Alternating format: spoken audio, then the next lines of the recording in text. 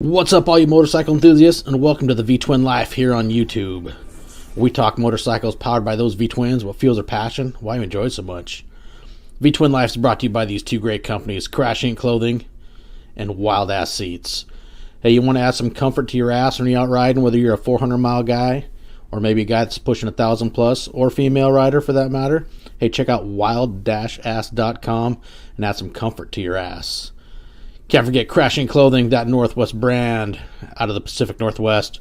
Hey, these guys got a lot of great stuff, from t-shirts to hats, raincoats, you name it. Hey, they can get you covered. Check out crashingclothing.com. Now, let's dive into another milepost of the V-Twin Life. What's up, everybody? Welcome back to another milepost of the V-Twin Life. What the hell are we doing here? Oh, that was Jason. What's up, everybody? Welcome back to another milepost of the V-Twin Life. Is that me? What the hell are we doing here? Yeah, that's you. You got YouTube Jason. on or something? What's up, Everybody, welcome back to another milepost of the V-Twin Life. Is that me? What the hell are we doing? It's my first time. Yeah, nice. So, yeah, here we are. Milepost 68. A little recap from our little meetup. And that's good. Oh, shit. Yeah, I figured, we all had some good times, had some ups, downs, but it was an awesome meetup. Got to hang out with Jay, so I figured, hey, why not do a little recap of the whole adventure? Yeah, man, I don't really have any downs to share with what you're saying with these ups and downs. I mean, after we split ways, that's when things got down for me. But well, yeah, I know you were bummed out about your charging system, but I was looking back through some of the footage, man, and I was like, dude, relax. It's cool, man. It's just all part of it, But it's all part of the adventure. At the moment, it sucks when it happens, and you gotta shell out way more money than you wanted to. But at least they had all the parts, and I got it back at the very end of the day, basically. You could still ride it away that day at least. Yeah, man, that's the big. Your bike's what, an 04? That's kind of that's pretty sweet that they had all the parts, especially today's environment with everything, all the shortages and stuff. Yeah. So, but see, you started, so we got on the road Wednesday. I think you'd left Sunday from down in Texas. Yeah, the 19th, Father's Day. And so which route or places did you go through? On your way up to Montana.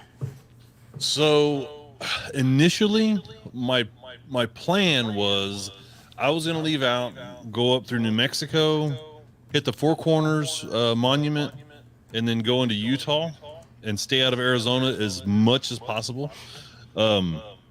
So when I started making my way that way, I started getting some storms kind of pushing me around a little bit, right? So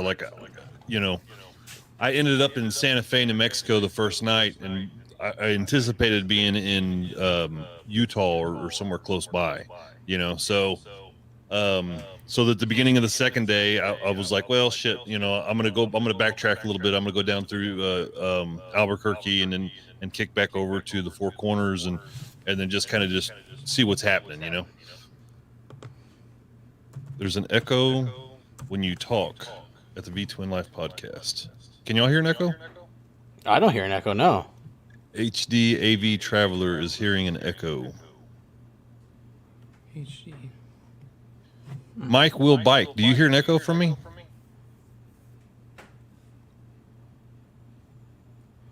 Yes, yeah, I can't hear an echo on my end. Okay. Mom hears an echo. Amy says yes. All right. I know a way around this, I think. Let's see. If this doesn't work, I don't know what to say. How's that? If this doesn't work, I have an idea. Anybody hear an echo now? Curry?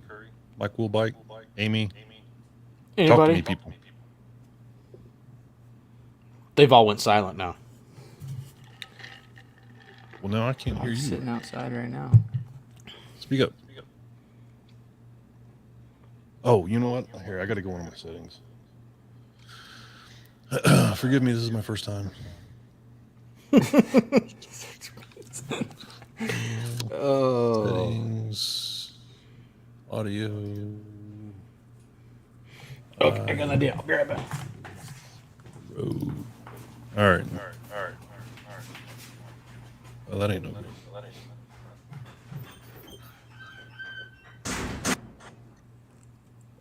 How about now?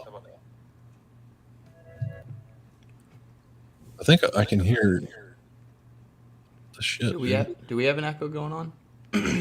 I can hear you, but I'm hearing an echo on my side. So I did that. How about now?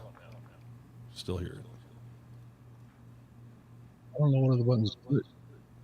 Got all this shit. Oh.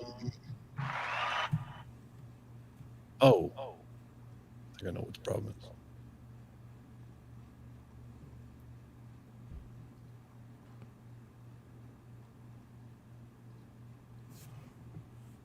How about now? Well, what the hell? Springer mic, I'm ready.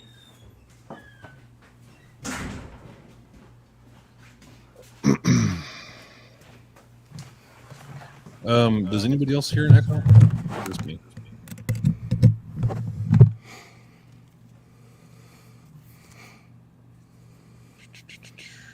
Are we sharing buds? Yeah, you get that one. I got this one. Okay. No, that's good. I think I got most of it cleaned up. Maybe. That's weird. I never had an echo from my own shit before. Well, maybe to get better now, we plugged in some headphones, so... Anyway. Yeah. Yeah, there we go. I don't hear anything now. Yeah, I couldn't hear it to begin with, Amy but... says she still hears it. Oh, Corey says it's gone. Okay. No, it's not. No, Now it's it's not better. gone? Or no, I think we're good I now. think it's all good. All right. So So it's back to where you were, detour to New Mexico, Sunday, Monday? yeah, so Sunday, first night on Sunday, I ended up in Santa Fe. Monday, I was going to go ride with my buddy. When I left out Sunday, I was going to meet up with a buddy of mine in Midland, Kyle. But I kind of got going a little bit late, so I missed the window of opportunity there. Then I was going to go riding with 801 Rhino up in Salt Lake City. Well, he was telling me, he was like, dude, the weather up here is shit. Don't come up here if you can help it. He's like, I wouldn't go past Moab because it is just, it's sloppy roads. It's no fun riding, do what you got to do, but I'm not going to be out. So I was like, well, shit. Okay. So the second day I'm not as far north as I want to be. So I was talking with my girl and I was like, man, I'm kind of kicking around going through Winslow because during all my Arizona drama last year, I didn't get to go check it out. So I ended up going to the Four Corners Monument, and I met up with a couple people there by accident. I parked next to them. They were riding in, and damn it, I forgot their name. They have a YouTube channel as well. And so what was funny was, have y'all been to the Four Corners Monument? No. It was pretty disappointing. And I'm finding that's a little bit more the case with some of the stuff that I'm checking out. The Four Corners Monument was like a freaking flea market or a swap meet or something. I was like, what's going on here? So I was in, I took some pictures. I didn't even get to see the monument because there was a line around the building wanting to take selfies with it. Like you couldn't even go up to it and check it out because there was, all these people standing in line to take selfies with the damn monument. I was like, whatever. So, I was trying to get a signal and I was trying to find out where I was going to go next. I was kind of dragging my feet a little bit. It's like the end of the day on day 2. And I'm only in, that little area there. So, I guess, I don't know, it was about 3:00 and, I got to my bike and then, so I hear him say, no, baby, that's his channel. And then, so I looked over at him and he goes, hey man, we just subscribed to your channel. I was like, oh, cool. And so he goes, yeah, my wife was asking, he goes, she says, She was looking at your gas tank, and she goes, "What kind of bike is that sets her pendants?" He said, "Baby, that's his channel. Look at all these damn GoPro mounts. That's his channel. It's a road glide all day, darling." It was pretty funny. Anyways, so we shot the shit there. Shit, man, we talked for, I don't know, a couple hours just talking about, riding and shit. It was pretty cool. And then I had some customers that I wanted to meet in Idaho. So I kind of had like a couple of time frames throughout the whole deal. Everything was, flexible, I guess. I wanted to get to, I wanted to do Lolo Pass. I wanted to hit Missoula on Thursday evening. That was like thing number one. And then I wanted to make sure that I could go hang out with my customers on like a Tuesday. So, but everything else was just pretty flexible, and it was a good thing because nothing worked out. So like I went to go meet up with my customers in Idaho, in Boise. And so I went to their office, and, we drank for a few rides. I'm looking at Big Smitty here. Road Glide sponsored by Air. We went, we had a few drinks at their office, drink some beers. And then they're like, "Hey, well, what are your plans?" And I said, "Well, I don't really have anything going." I was like, I was planning on staying here, locally, and, maybe we can hook up tomorrow and go shoot the shit. And then because, Wednesday evening, Thursday morning, I'm going to go up Lolo Pass. That's my one thing. So 9:00 at night on Tuesday, it's like completely bright. It looks like it's the middle of the day. And there's no vacancies. There's no vacancies anywhere south of Boise in the whole freaking state. The closest room that I could find, the closest campground that I could find was Baker City, Oregon, which is 2 hours away. So screw it, right? So I went that way. And like I said, when I left, it was 9:00. So it was just like completely bright out, which was a little weird for me. And then so like I don't know what time zone I'm in. I don't know if my clocks have changed, or I just didn't. I was just like, there's plenty of daylight. I'm gonna hit the road. It's just 2 hours, So I get on the road, and as soon as like I start getting into Oregon, I think it's I-84.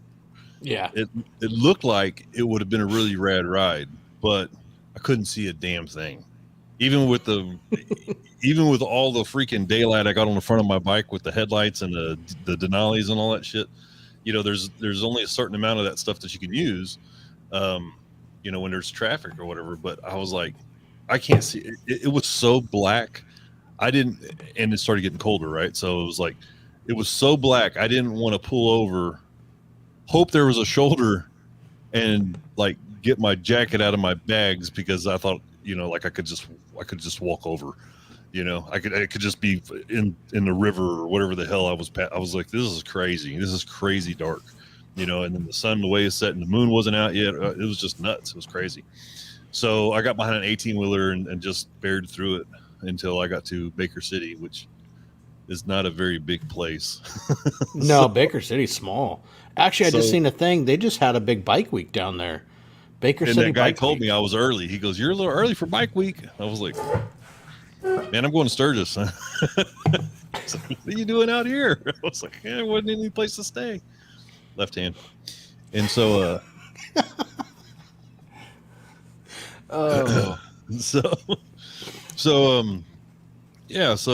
Baker City, right?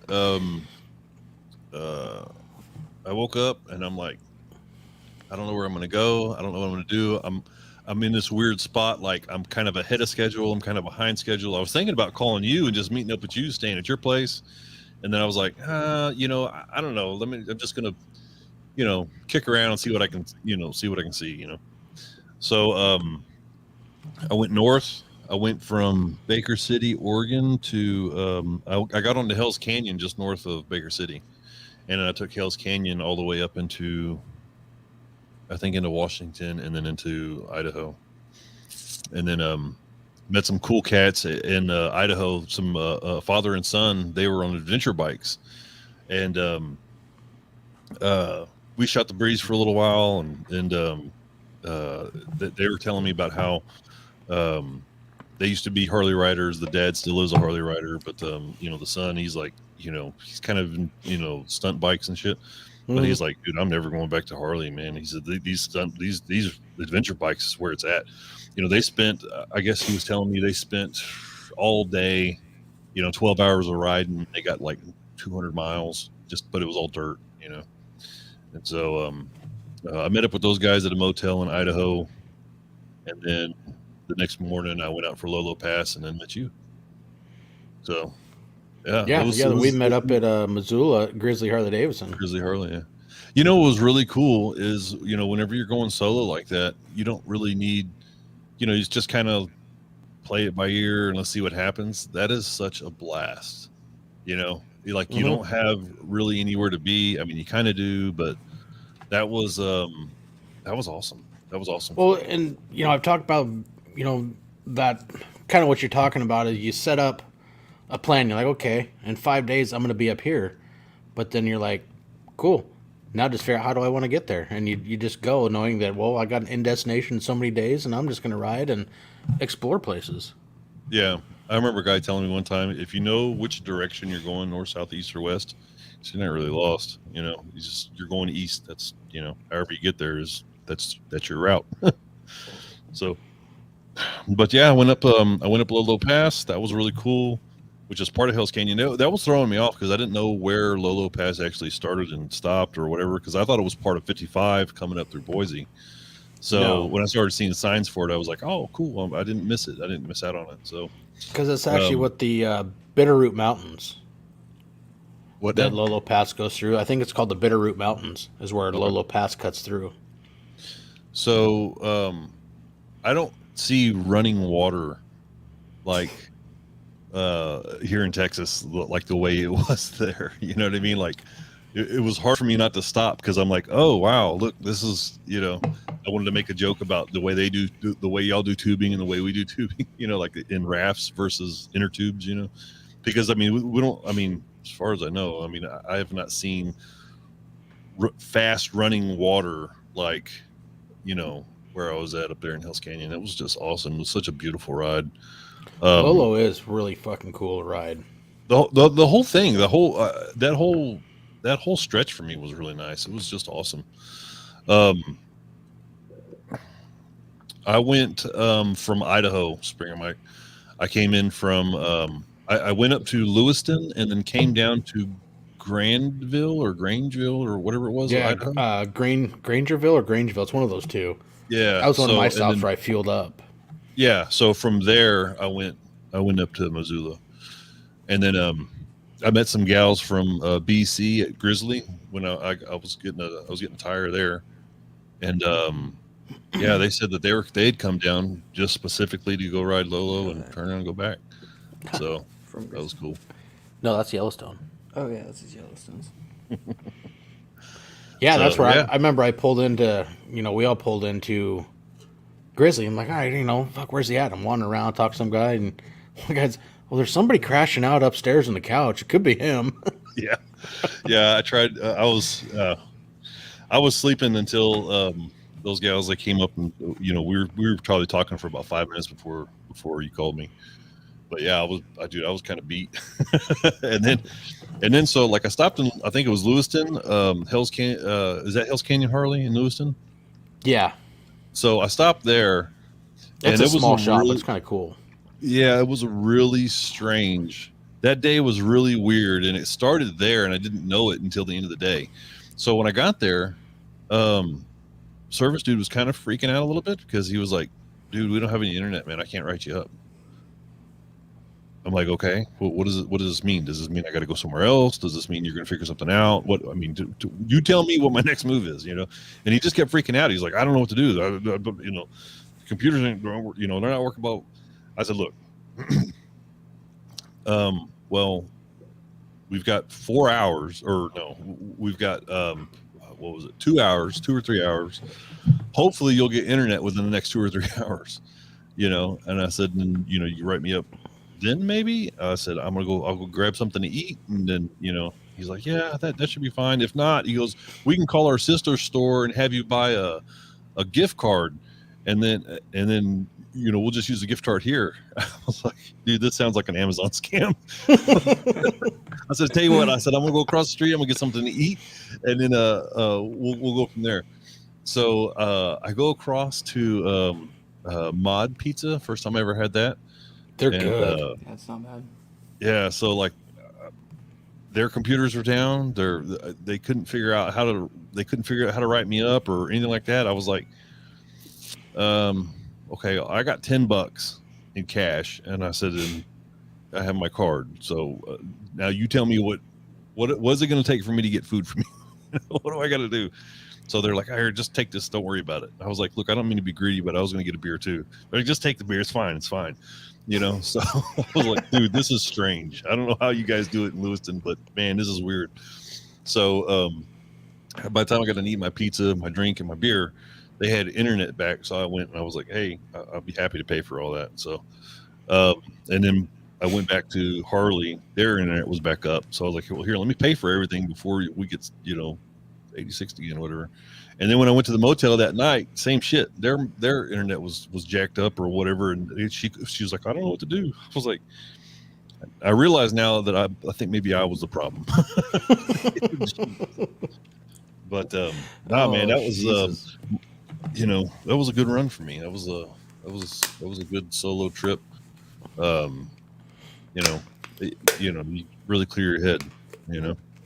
Yeah. So. But yeah, man, and it was awesome to see you, meet you for the first time. Meet Hayden. That was cool, man. It's such a strange concept to meet strangers from the internet. Yeah, and especially like, God, we've probably been friends online for 2 years or whatnot. Chatting back and forth, little video shit, and doing this and that. But yeah, then you meet that individual in person and. Okay, it was a damn good time. I had a lot of fun. Yeah. Hell yeah, man. That whole, so we met, where did we go after Grizzly? We headed down to, Billings. No, Bozeman.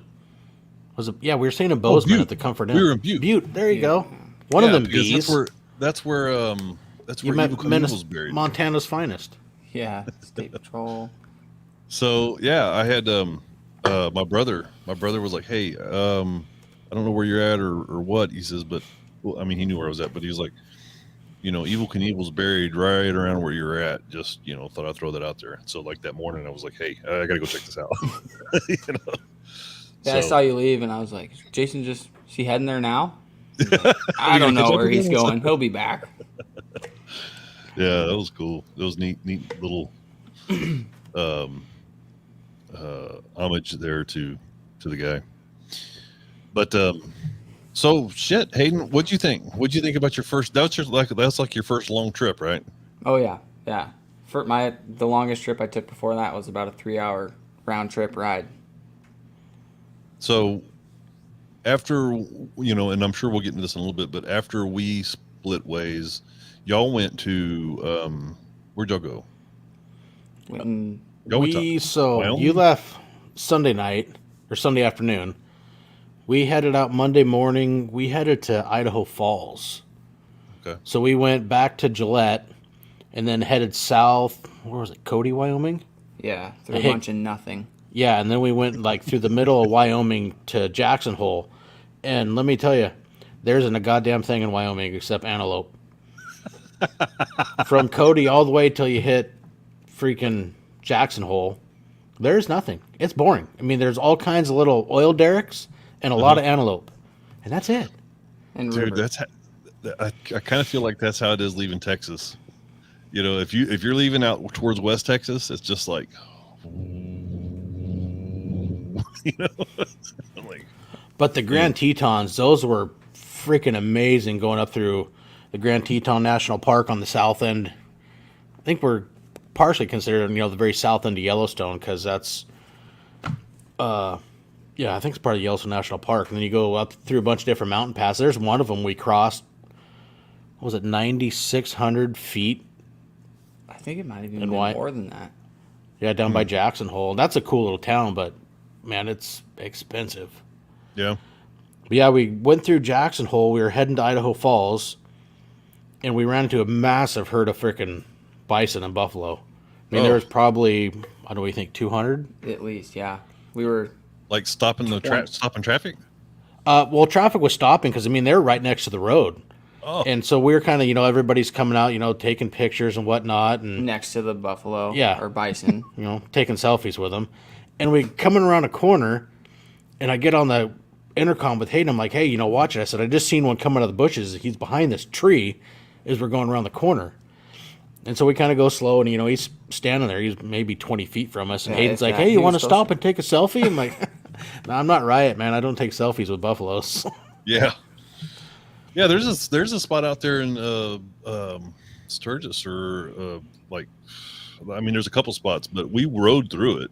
But there's a couple spots that are notorious to have buffalo crossing. And Yeah. they Well, have the yeah, little Amy sign and- there. Amy and And I'm Jody like- saw some buffalo up by, I think it was the Iron Mountain Road area. They ran into a herd of them up there. Wow. What wasn't as big as the herd that we saw, but there was still a fair amount of them. Yeah, I'm saying anything that is that big and large, it just doesn't, spook very easy. I'm like, I don't want to take a selfie with that. Screw that. But no, see, so we met up Thursday. So yeah, Friday we headed all the way to Custer. Sturgis. That's right, Spring Mike. Custer is what I was thinking. Rode through a thunderstorm and rainstorm. Yeah, Hayden got, baptized by the biker gods in a rainstorm in Wyoming. How was Jason that? got a nice picture of that one. I thought, yeah. Yeah, that was That was that was pretty funny. I was Friday. like, hey, now I tried looking out for you, bud, because whenever we all stopped to put on y'all's rain gear, and I was like, man, I wish I had rain gear. And then I told Denver, I was like, hey, maybe we throttle back a little bit, maybe take it down to 70 in the rain. And he's like, oh yeah, definitely.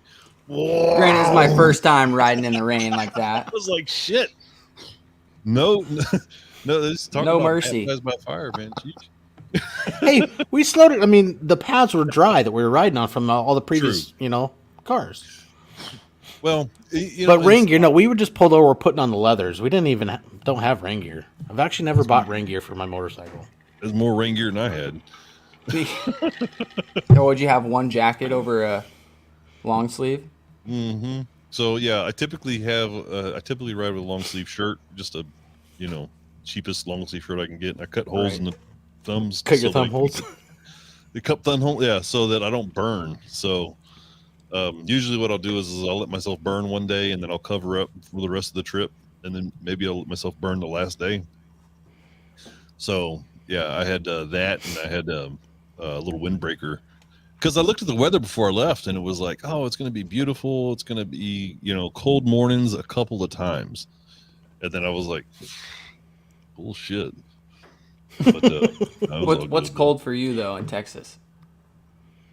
Oh, dude, it's been 3 days it's been triple digits here for like the last week. Cold for, 50. That's cold. Okay, so Yeah. how it's figure temperature when you got to put on a sweatshirt? How cold is it when you got to throw on a hoodie or a sweatshirt? So I go from wearing short sleeves to a jacket, and that temperature difference is around 50. So 50, 60. And it kind of depends, right? Like we were hanging out that night, I put on a jacket, and I think it got to 40s, but like around 50, I was like, I need to put on a jacket. 60s, I can ride, I can ride about 68 degrees and higher with no jacket, no nothing, just short sleeves, and then from 60 to 68, I want to have at least sleeves, long sleeves, and then anything below that, I'll just put on a jacket. So you grizzly bastards, y'all probably just ride around your fucking boxers when it's snowing, huh? It was 65 today. I just ride in a t-shirt. Probably a little chilly for me, It but could be. not nowhere near weather I would turn down. You know what I mean? I will ride in 60-degree weather all day. I love it. Yeah. Yeah. So let's see where we had Thursday, yeah. So Friday, like you were talking about, we had the little rain squalls that we hit, Gillette to, I don't know how far into Wyoming. Really got introduced into Buffalo that night. No, that was Thursday night at the hotel. Oh, yeah. And, I got him a couple times. He got yeah, you. in Butte. Yeah, he fucking got me. Fucking Buffalo Soldier right there. He even had video of it. Yeah. Yeah, I was really happy not to be the first one. Spring. I put the Clockworks on yesterday. I've done a little bit of riding with it. I don't know. I'm not sure yet. I'm still kind of trying to adjust or see where I'm at with how I like it. I gotta adjust a couple things on the bike that'll help. But I think it's So yeah. Go ahead. Oh no, go ahead, bud. No, I was just gonna say we're talking about that Clockworks. I think the sport flares look way cooler, but the Pro Touring just fit me in the bike better. Yeah, I'm gonna have to play with it, but since when? Well, guess we can get into that. We got there Friday, so we had some fun Friday night at the campground. But then Saturday, we're going down to Black Hills, my lovely charging system. On a what? That's like an 8-mile ride. 4 miles into it, battery light comes on, my voltmeter drops. I'm like, you gotta be fucking kidding me. So we're, Yes. talk with everybody down there, like, well, hey, just take it down to the shop. And so, they got their service department. I'm like, well, yeah, I'm gonna have to. Yeah, I was like, dude, you couldn't pick a better place to break down or have a problem, So yeah, I go down there, guys, like, hey, we're pretty booked for the day. I'm like, dude, I'm like 1,300 miles from home. We're over here for the whole day, for the big send off, and meeting up with people and whatnot, and talk guy. He's like, well, give me 2 hours and I think we can get you in. I'm like, cool, I ain't got nothing else to do. Well, that was before they could even look at it, because what sucks is everything that you had on the bike was new. Yeah. So new stator, new regulator, all that shit. So it was kind of like we didn't know for sure what was wrong with the bike. Yeah. And so they get it in, and What was it, 6,000 miles old? yeah, I didn't even have 6,000 miles on that charging system. And yeah, they look at it, come back. He's like, hey, your charging system's fried. I'm like, what are you talking about? He's like, it don't work. And that's when I got my little, my black book I keep in the tour pack with all the maintenance records. I'm like, dude, pulled out. He's like, hey, that's cool. He goes, but it's gonna be $1,320 to fix it. I'm like, crap. He's like, and you need handlebar bushings.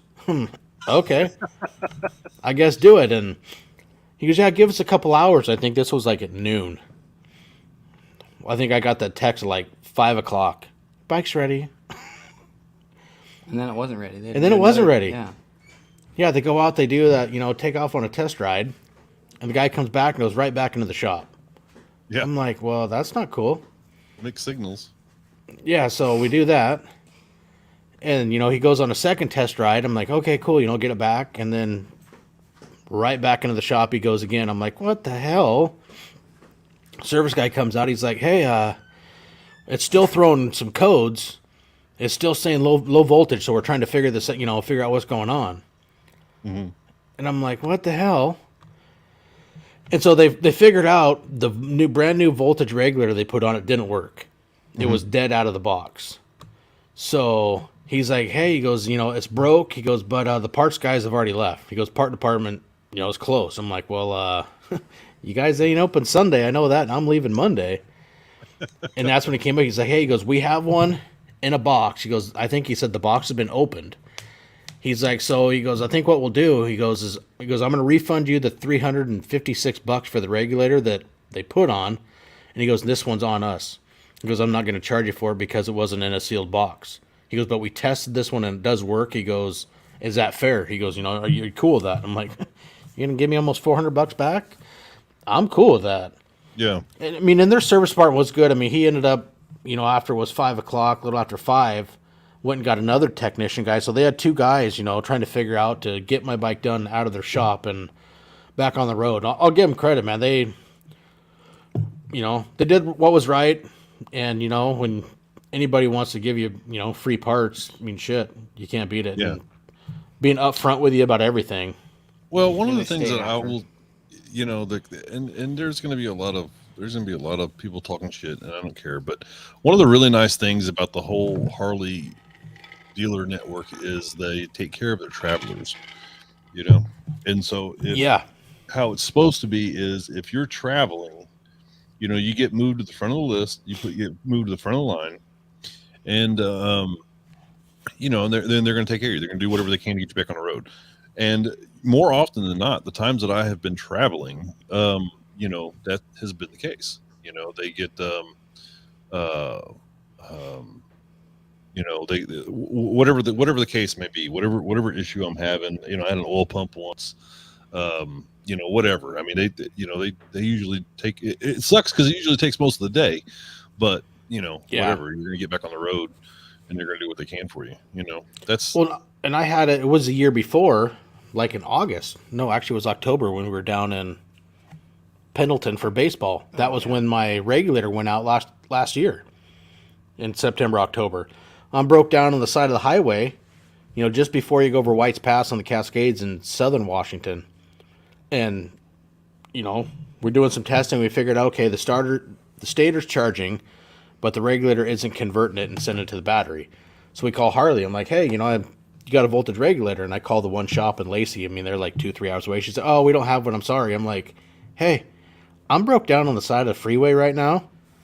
And I'm trying to find, she's like, hey, she goes, give me a minute.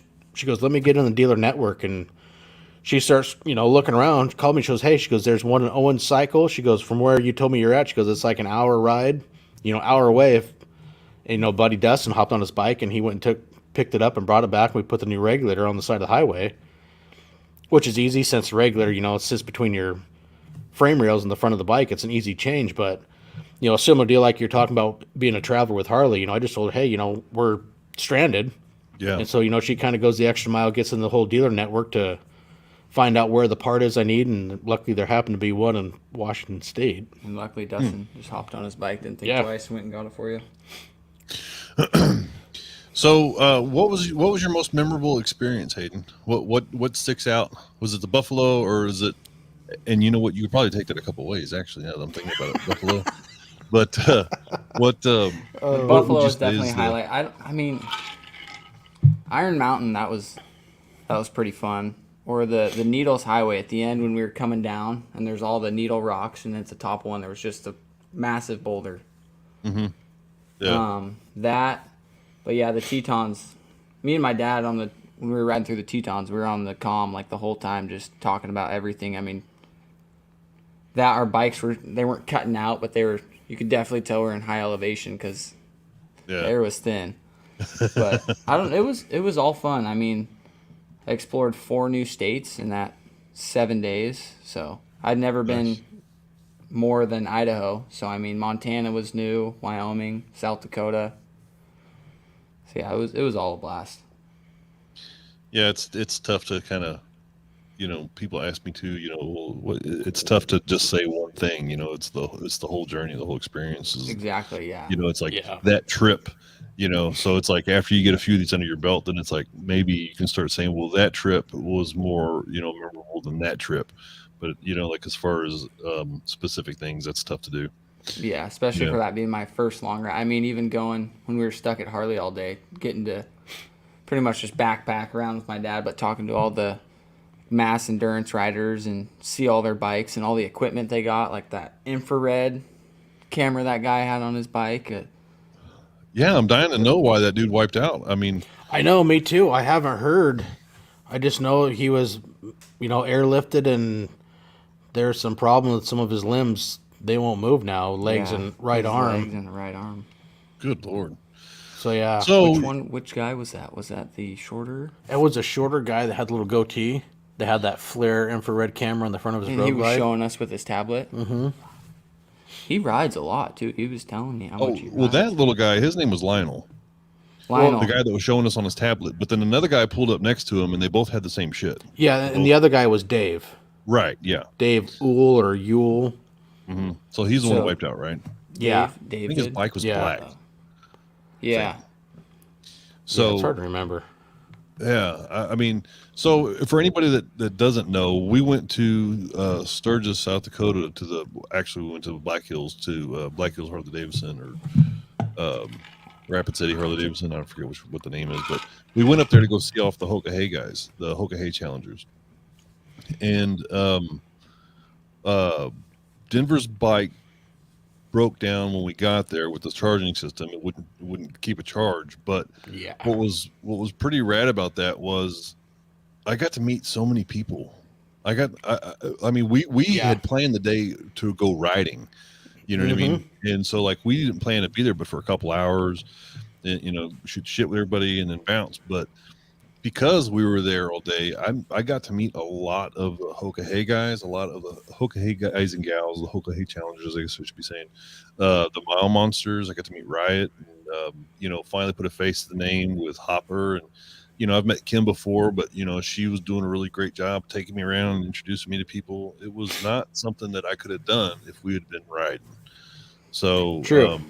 I mean, I was really appreciative of that. The one thing that I will say though, out of all the Harleys that I've been to, I've never been to one without a couch in their lounge area, except for Black Hills Harley. Of course, where you're going to be spending most of the day. I was like, hey, but They did have that little bar and beer Yeah. by donation. they had literally damn near like you could say free beer though. Because I remember that was the funny thing. The service guy when they're going rounds with my bike, he's like, "Hey man, we got beer. Can I bring you some beer?" I'm like, "I've already had some. I'm good, but thank you for the offer." yeah. No, it was all good though. It was cool because, like you said, I met so many cool people and looking at their bikes and all the stuff that they add to them. Because I mean, some of those guys are serious freaking Oh yeah. endurance riders yeah. by the crap they put on their bike. See, Springer Mike, the guy that wrecked, from what I understand, Mr. Curve, that was Riot, and he actually finished in what, 5th or 8th or something. Yeah, Eighth. 5th. Oh, I think it was 8th. No, it's 5th. Third consecutive year of 5th place, or Yeah, third that sounds consecutive right. running of, in 5th place. Yeah, you had him. I mean, K Solo went down. He There won. was a lot of guys that went down this Papa. year.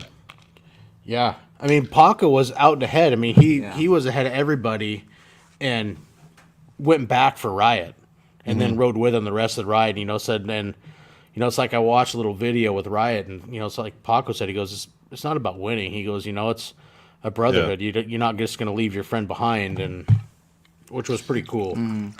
Said Well, he set yeah, out. I was blown away. He got his bike, he got all of his shit, and got it to the hospital that he was airlifted to, Yeah, and then Yeah, it was picked damn up everything rideable at the enough for scene. him to finish his 5th.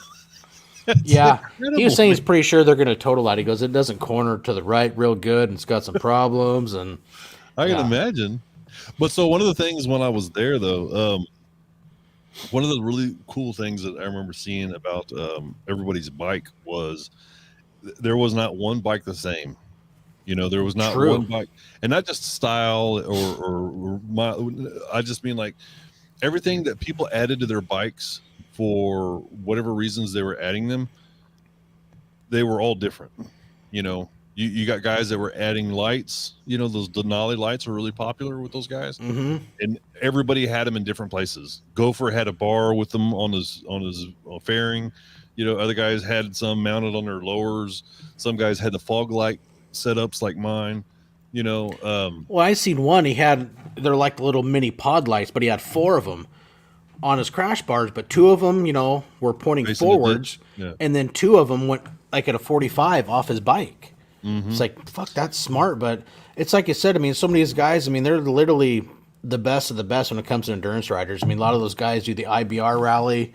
I mean, numerous IBR rides, and I mean, they're serious about it. And just like you say, you're looking at their setups and what they have. It's like, holy crap.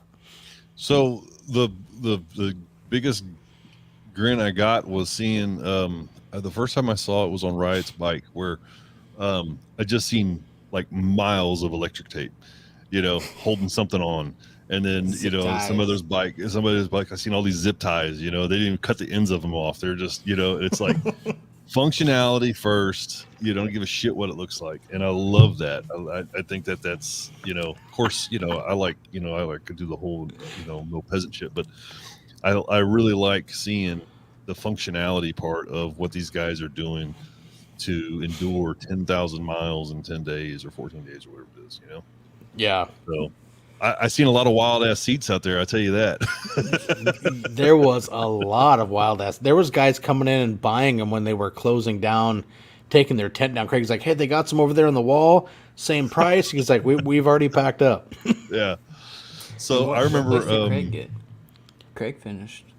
yeah, he was in the top 20, wasn't he?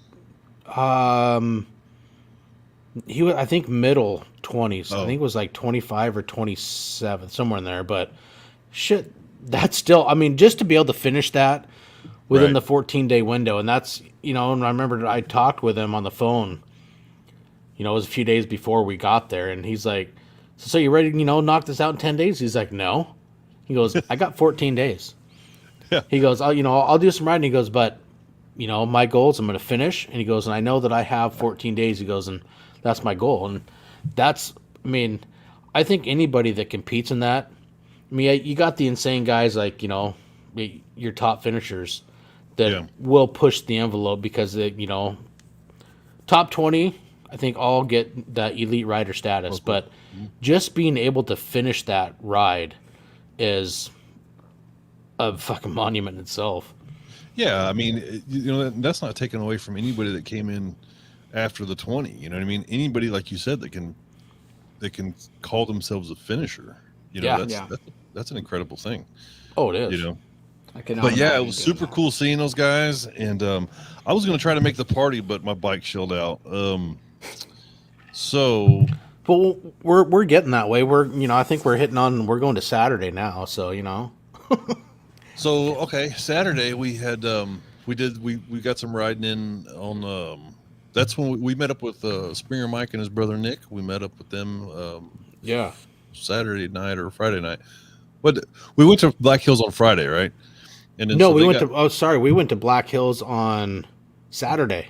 Yeah, because Sunday we did all that riding. Yeah, because Sunday we did the riding. We got in there late Friday night to Sturgis, and like Amy said, No Name Campground, just outside of Sturgis going east. That was, I mean, you can't beat a setup for what they got for, you know, the prices they charge for their cabin rentals when it's not rally time. You got a restaurant and bar in the campground. Open. Fucking. And, I mean, that was cool. I mean, we went over there, had breakfast, and, you know, get back in the evening, go there, have a cocktail, and then, you know, we had drinks at the cabin, but. That guy had a killer bike, too. Yeah. I never got to see it. Y'all went and checked it out? Oh. Yeah, I went over there and fired up. What the hell, man? A friend of mine has some. I got to get it from her. Dude, what's cool, when you start the bike, the license plate's electronic and then comes out and flips out from underneath the rear fender. Nice. Yeah, Hayden's got some video. We'll send it to you. I You wonder won't be able to see that. Yeah, I can't. Here, send it to me and I'll save the video. Yeah. But, so yeah, then, because it was Saturday night, we were back at the, we were in the bar at the campground talking with, oh, God, what's her name? The owner, I spaced my mind. And we grabbed one of those maps. Said, hey, you know, draw us a route for tomorrow. You know, where we got to go. And, you know, she's like, well, you got to do Iron Mountain Road, then cut here. And so that's when we went and did, Sunday, we did Iron Mountain Road, Needles. You know, Part of Spearfish Canyon. Iron Mountain Road has those tunnels. It was really nice. It was a really awesome ride. But once you start passing folks, or once you start, it's almost like you're on a ride and you don't want to get off, right? Because there's lots of places where I wanted to be able to take some pictures, but at the same time, I didn't want to fight all these people that, you know, pulled off, and you know what I mean? It's kind of a, I don't know. It's kind of a weird thing. Actually, I got the shirt on too tonight. Oh yeah, I wore mine Springer yesterday. Mike. I didn't think. Yeah, from Springer Mike, and then Yeah, got the Mike, I sign in appreciate back that. there. I appreciate that. I appreciate that shirt, man. Well, and the sticker and the patch and everything else. But yeah, dude, that whole stretch was pretty cool. But you know, like I said, once you get past those people that are just jacking with you, it's like, yeah, I don't know that I want. Yeah, for those guys, I mean, I know, like, you know, you get Tennessee area, you got Tail of the Dragon, that's very well known and popular. Well, then I guess, I mean, I don't know if any of the roads similar, but you get out what we're talking about, Iron Mountain Road in South Dakota, 17 miles, 314 curves, 14 switchbacks, 3 pigtails, 3 tunnels, 2 lane splits, and 4 presidents. And there's some of those corners. I mean, it was first gear going over some of those pigtails on those bridges. Yeah, Sherry Baumgartner, that was her name. And I know I want to get in touch with her because she has ridden all over the place. I mean, both her and her husband both ride. Yeah, I was gonna say that's how I think how they ended up in Sturgis because of the riding. Because I thought you were telling me she put down a lot of miles. That. Yeah, she did. She's got a nice heritage. She says she hates the color, but she loves the bike and how everything's fitted. But she's done a lot of riding. She's telling me some stories, and we're going to try to do an episode over there Sunday. But that route that she made us that we rode took quite a while, and which was fun. I mean, she absolutely loved it. Giving it to us and understood how long it took us to come back because she made a cool ride for us that day. It was the needles. I've always seen so many videos and getting to see that in person. I mean, you can always watch, videos, but when you see it through your own eyes in these places, it's night and day difference. Dude, that's what's been so tough for me with the vlogging thing. Whenever I first started doing some moto vlogging, I was thinking I was going to be able to capture the essence of where I was at a whole lot better than I'm able to. Like just how awesome those views are. It's just video just doesn't do it any justice. Pictures don't even do it any justice, But at least you have that to look back on for the memories instead of absolutely. Oh yeah, that's the awesome part. But it's just if I ever wanted to be a professional at something, it would be so that I could better capture the memories. You know what I mean? But yeah. So so we basically did 2 or 3 rides, if you want to call them that. There's a lot more out there, man. There's so much more riding out there. That's what it was called. Yeah, and then the Boar's Nest, just outside of Lead. That place is freaking cool. Place. You found that 2-lane life, right? Yeah. I did. Once I seen that in their story, I think it was 2 weeks before we're leaving, 2 or 3 weeks. I'm like, oh, got to go check this out. It's top of the list of places that want to stop, at least, for a beverage or whatnot, just to see it. And what a cool freaking environment that place is. It was, man. All the old so damn cool. Collectibles and the shitter. I could have spent all day there. Just, food was good. The drinks were cold, man. Yeah, those burgers were huge. Yeah, man. It was cool. Hey, but at least, sure. we left our mark there, though, so, Yeah. I saw yours in the toilet, and I was like, well, I'm not going to be outdone in the shitter.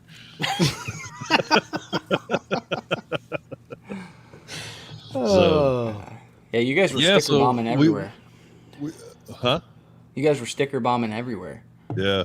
Every gas stop. Well, I mean, Denver was sticker bombing those three-year-old little girls. He's like, put a sticker on her forehead, I was like, damn, you're shameless, some bitch. They're just here to see the freaking Mount Rushmore, dude. Here, the girl, take this sticker.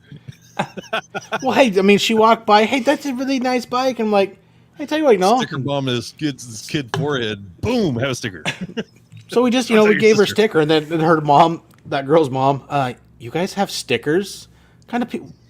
Okay, she goes, I just got out. I'm curious, and then we ended up talking to them for a few minutes about Rushmore. Oh, and that was a funny experience too. I gotta say thanks for paying for our parking spot. Sorry, you almost got decapitated. Yeah, I sure wish that would have been caught on video. Oh, fuck! When I looked in my rearview mirror, guys, I don't mind. Just give me a heads up. Well, not a heads off. Shit. At first, Hayden's next to me. I was like, hey, I tell you what. I said, I'll just pay. I said, when the gate open, we'll go through. And we're both sitting there. We see you trying to put your receipt in. I look at Hayden. He's like, you think what I'm thinking? Oh, fuck yeah, Jason's paying for parking. Well, here's what's jacked up is I paid for it up there at the monument. Yeah. So when we got down to the bikes and then we got to that gate, I was like, there's nowhere for it to say enter your receipt. You know what I mean? It was just like pay now. And I'm like, well, what the hell? Right. So then I was like, I give them my deal again. And they're like, oh, this has exceeded the amount of use for today. and then the gate opened up, and then I was like, oh, okay. And then you go to grab some clutch, and then I was like, what the hell? Bam! Yeah, they must have sensors. Like, as soon as it sees the wheel go by, all of a sudden, and that gate drops quick. It's no slow moving. I'm like, I'm here to oh testify. shit! I honestly thought you were getting just topped right on the helmet with that thing. Oh, That was awesome. But yeah, you know, it is what it is. Mount Rushmore was sweet too. that was pretty cool. All the flags that line up before it. The plaques, the flags, and the year of incorporation didn't seem to have any kind of pattern. No, I don't think it did either, because it sure didn't seem to be in the correct It wasn't order. in alphabetical order. It wasn't in year of incorporation. It wasn't even in geography, in any type of geography type of geographical order. Yeah, You know what I mean? It was just weird. Was it alphabetic? I don't think it was either. No, it was just. I swear to God, it was just random. All right, here's Tennessee next to and Hawaii, and yeah, So, yeah, the I think Nick, Mike or Nick, I forget which one. One of them was telling me or telling us that the eyes are in the eyes that are in Mount Rushmore are hollow. That's for their tunnels, and that's where the guys would come out and do. You know, they would come down from there and do the work and go back into the eyes of the monuments and store all their shit. yeah. The Experienced Mike, he said he saw our stickers today when he fueled up and down in Gillette. Oh yeah. We tagged a shit ton of gas pumps. That was freaking comical. Yeah, we typically do whenever we get them. Whenever we, so the right. idea It's is, alphabetical order and with it's Hayes on the never walkway. really been accurate. But Oh, we so usually the okay here, Hayden just found out the states and the flags. It goes in alphabetical order. Because I remember both of ours were kind of towards the end. It says alphabetical order with A's on the walkway near the concession building and the W's near the visitor center and museum. Oh, so it goes like this. It goes up one side, A through whatever, and then back down the other side, and then starts over and goes back up. It must. Yeah, or it goes up one. Vertical. I'm not sure. Yeah, it's something like that. So, It's kind of confusing reading how they tell you, but yeah, it says alphabetical order. so there's some sort of alphabetical order to it. Some sort, correct. So yeah, we got to shoot the breeze with Mike and his brother. That was cool. It was a good conversation. It was a lot of fun hanging out. Yeah, then campground. another bottle of Dew. Mm-hmm. That was some good bourbon. Yeah, it was. And then what else? We got to the boar's nest, and then we split ways from there. I guess all three of us went. Mike and his brother, they went towards Gillette, and then I went towards the house, and you guys went towards Idaho Falls, huh? Yeah. Boar's Nest all was the three last kind of stop. split. Well, we went back to No Name Campground, Campground. stayed for the night, and then left that morning, and that was like a 12-hour ride. Yeah, I the was next getting a little day, homesick. that was I was a getting a little long. homesick. I was missing old Vroom Vroom. I don't know if she's still in here or not, but I was like, man, I was kind of thinking about it. I was like, if I left from here, I'd be a little closer to the house. And then you were trying to do your 1K in a day, So yeah, I had everything all primed up for that, and then except the bike. the bike's like, I want to camp here. in Colorado. well, then we had the epic sticker placing of the Wyoming sign. Oh. The sign that's 10 Hey, feet check off the this out. freaking ground. So I bought something. Let me see if I can get this here. Hold on. All right. So this is my new sticker stick.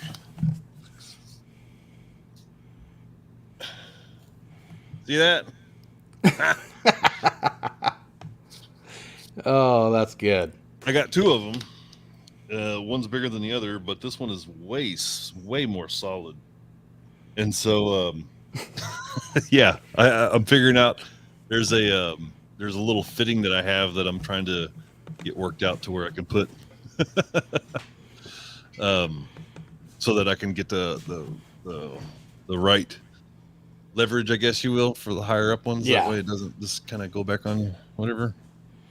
Yeah, that was, luckily, Amazon Basics tripod, put a little piece of the sticker on it and get it up there on the Wyoming sign. So Kim let the cat out of the bag when she took a picture of Hopper doing that. And so when we were at Black Hills, Hop was like, "Yeah, what the hell? You're not supposed to be posting pictures of that." Yeah, because he commented, he's like, "What the hell were you using to get that sticker up there?" Whatever it takes, baby. Whatever it takes. Just happen to have a tripod, max out the legs, get the neck out on everything, and it worked. Yeah, it did. So I'm prepared for whenever I get my bike back. So yeah, I was all assed up.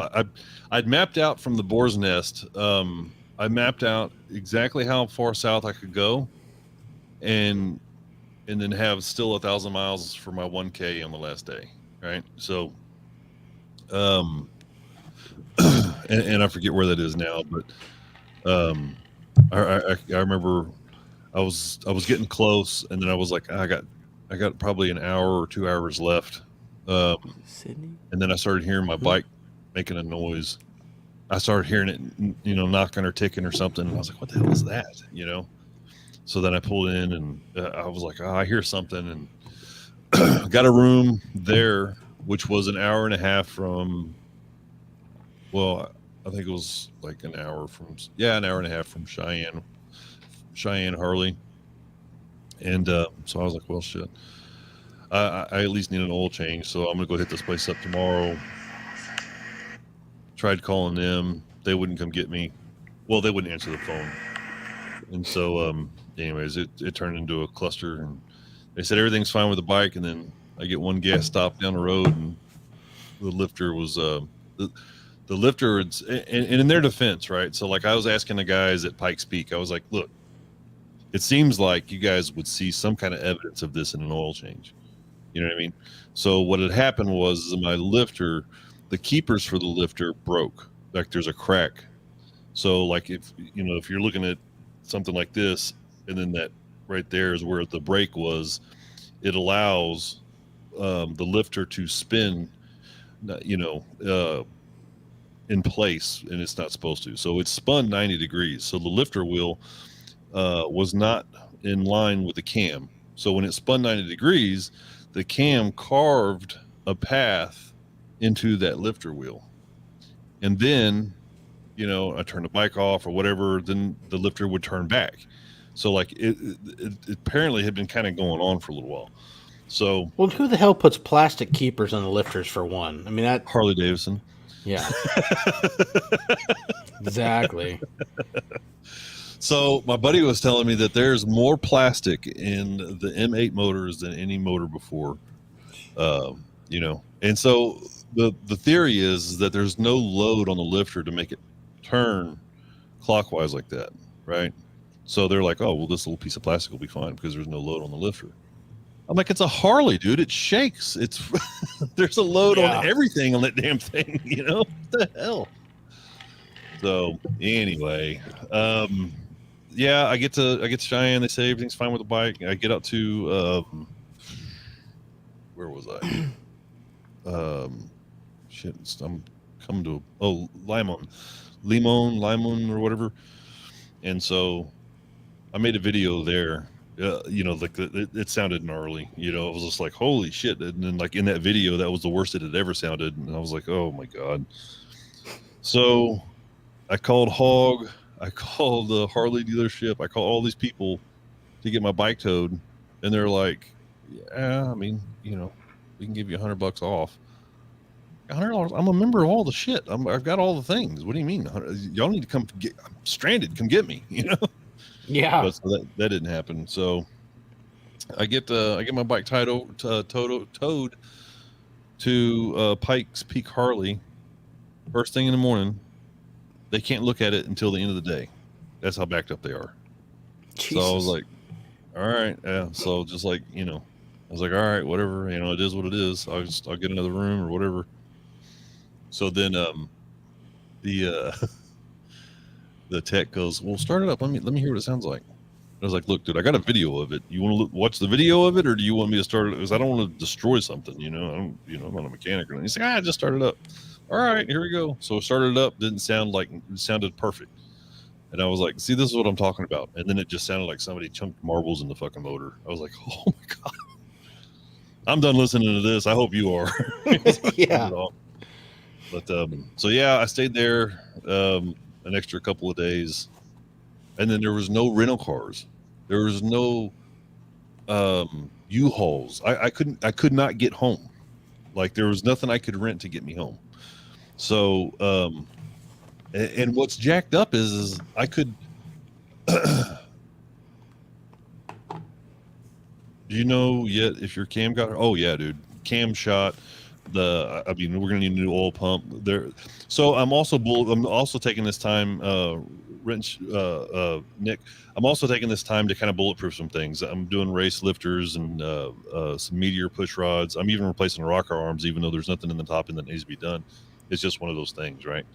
So I was talking with the tech, and I was like, I've actually learned a lot with this bike. This bike, the Harley warranty, the ESP, the whole shit and everything about this experience.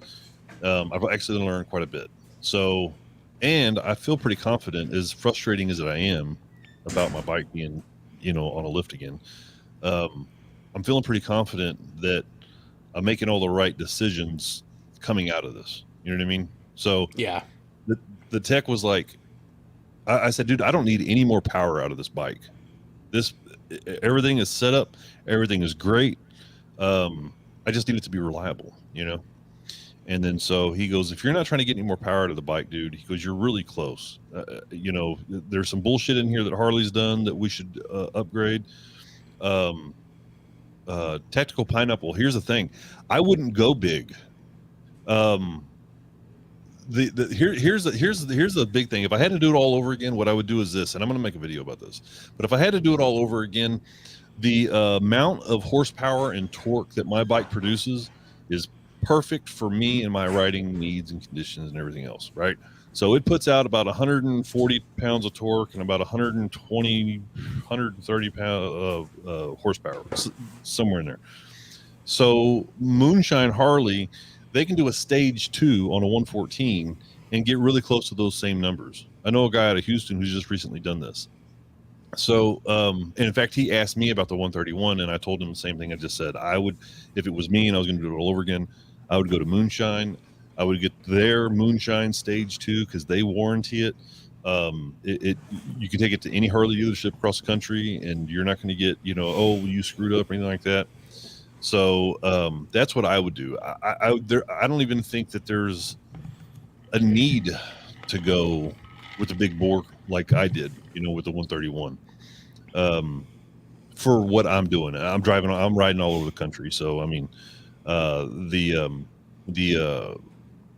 fact that they can get those same numbers out of a stage 2, a Moonshine stage 2, is damn impressive. Anyways. Yeah. So that's what I would do again. But where I'm at right now, with what I've got, again, I'm happy with the bike. I'm happy with how it performs. So what I'm doing now is I'm just taking, some precautions to kind of bulletproof the shit that I've got. You know what I mean? After this Harley warranty is up, which is at the end of July, the ESP, there's not really a, and I'm sure I'm going to get corrected here, but there's not really a way you can void an ESP. You know what I mean? So an extended service plan for anybody listening. So I'm pretty excited about moving forward with putting goodies that I want on the bike. I've left it damn alone since I've had it because I've heard all these horror stories about how, Harley's not honoring the warranty if you change anything, so anyway, I've learned a lot with this bike. I'm pretty excited with where we're going to go. Time will tell if it's right or not, if it'll work, if it keeps up, holds up, whatever. But I've, talking with people that are in this every day, I seem to be pretty confident, or I feel pretty confident that we're doing the right thing. So like I said, time will tell. But yeah, so couldn't get a ride home. I was at the motel, and I called Enterprise. Diesel Hog Vlogs. He reached out to me and he was like, dude, do this, do that. He's like, don't get a flight. Do not get a flight, because flying right now is crazy stupid. You may not get. He was like, you don't know until you're on the damn plane, and even then, people are telling you, oh, well, you need to do, you need to get off the plane, and we're going to get you on standby. He said, flying right now is crazy. I was like, oh shit, dude, I appreciate the tip. So I looked into getting a rental car. I called Enterprise. That was a joke. And so I get on my phone and I look at the rental cars from Hertz, and it said like they had 40 something cars. So I was like, well, I'm not going to rent one if they got that many of them. I'm going to go there and I'll work all this out. Get a hold of an Uber. Uber comes to pick me up. I get in the wrong Uber, and we're going towards the airport, and then he just pulls off on the side of the road, and he was like, which one of these is yours? I was like, what are you talking about? I was like, I'm going to the airport, man. And he's like, no. So when he got there, I said, Jason? I said, I'm Jason. And he goes, yes. And I was like, or I said, airport? And he goes, yeah. And I said, I'm Jason. And he goes, yes. I was like, what the hell? I'm going to roll with it. I didn't check the license plate, right? So I get in the damn car, and we get halfway to the airport. And then I said, hey, dude, I was like, I was showing him my Uber, my app. And I was like, you're halfway there. I mean, what the hell's the problem? So he's showing me his, and he's like, no, I'm dropping you off here.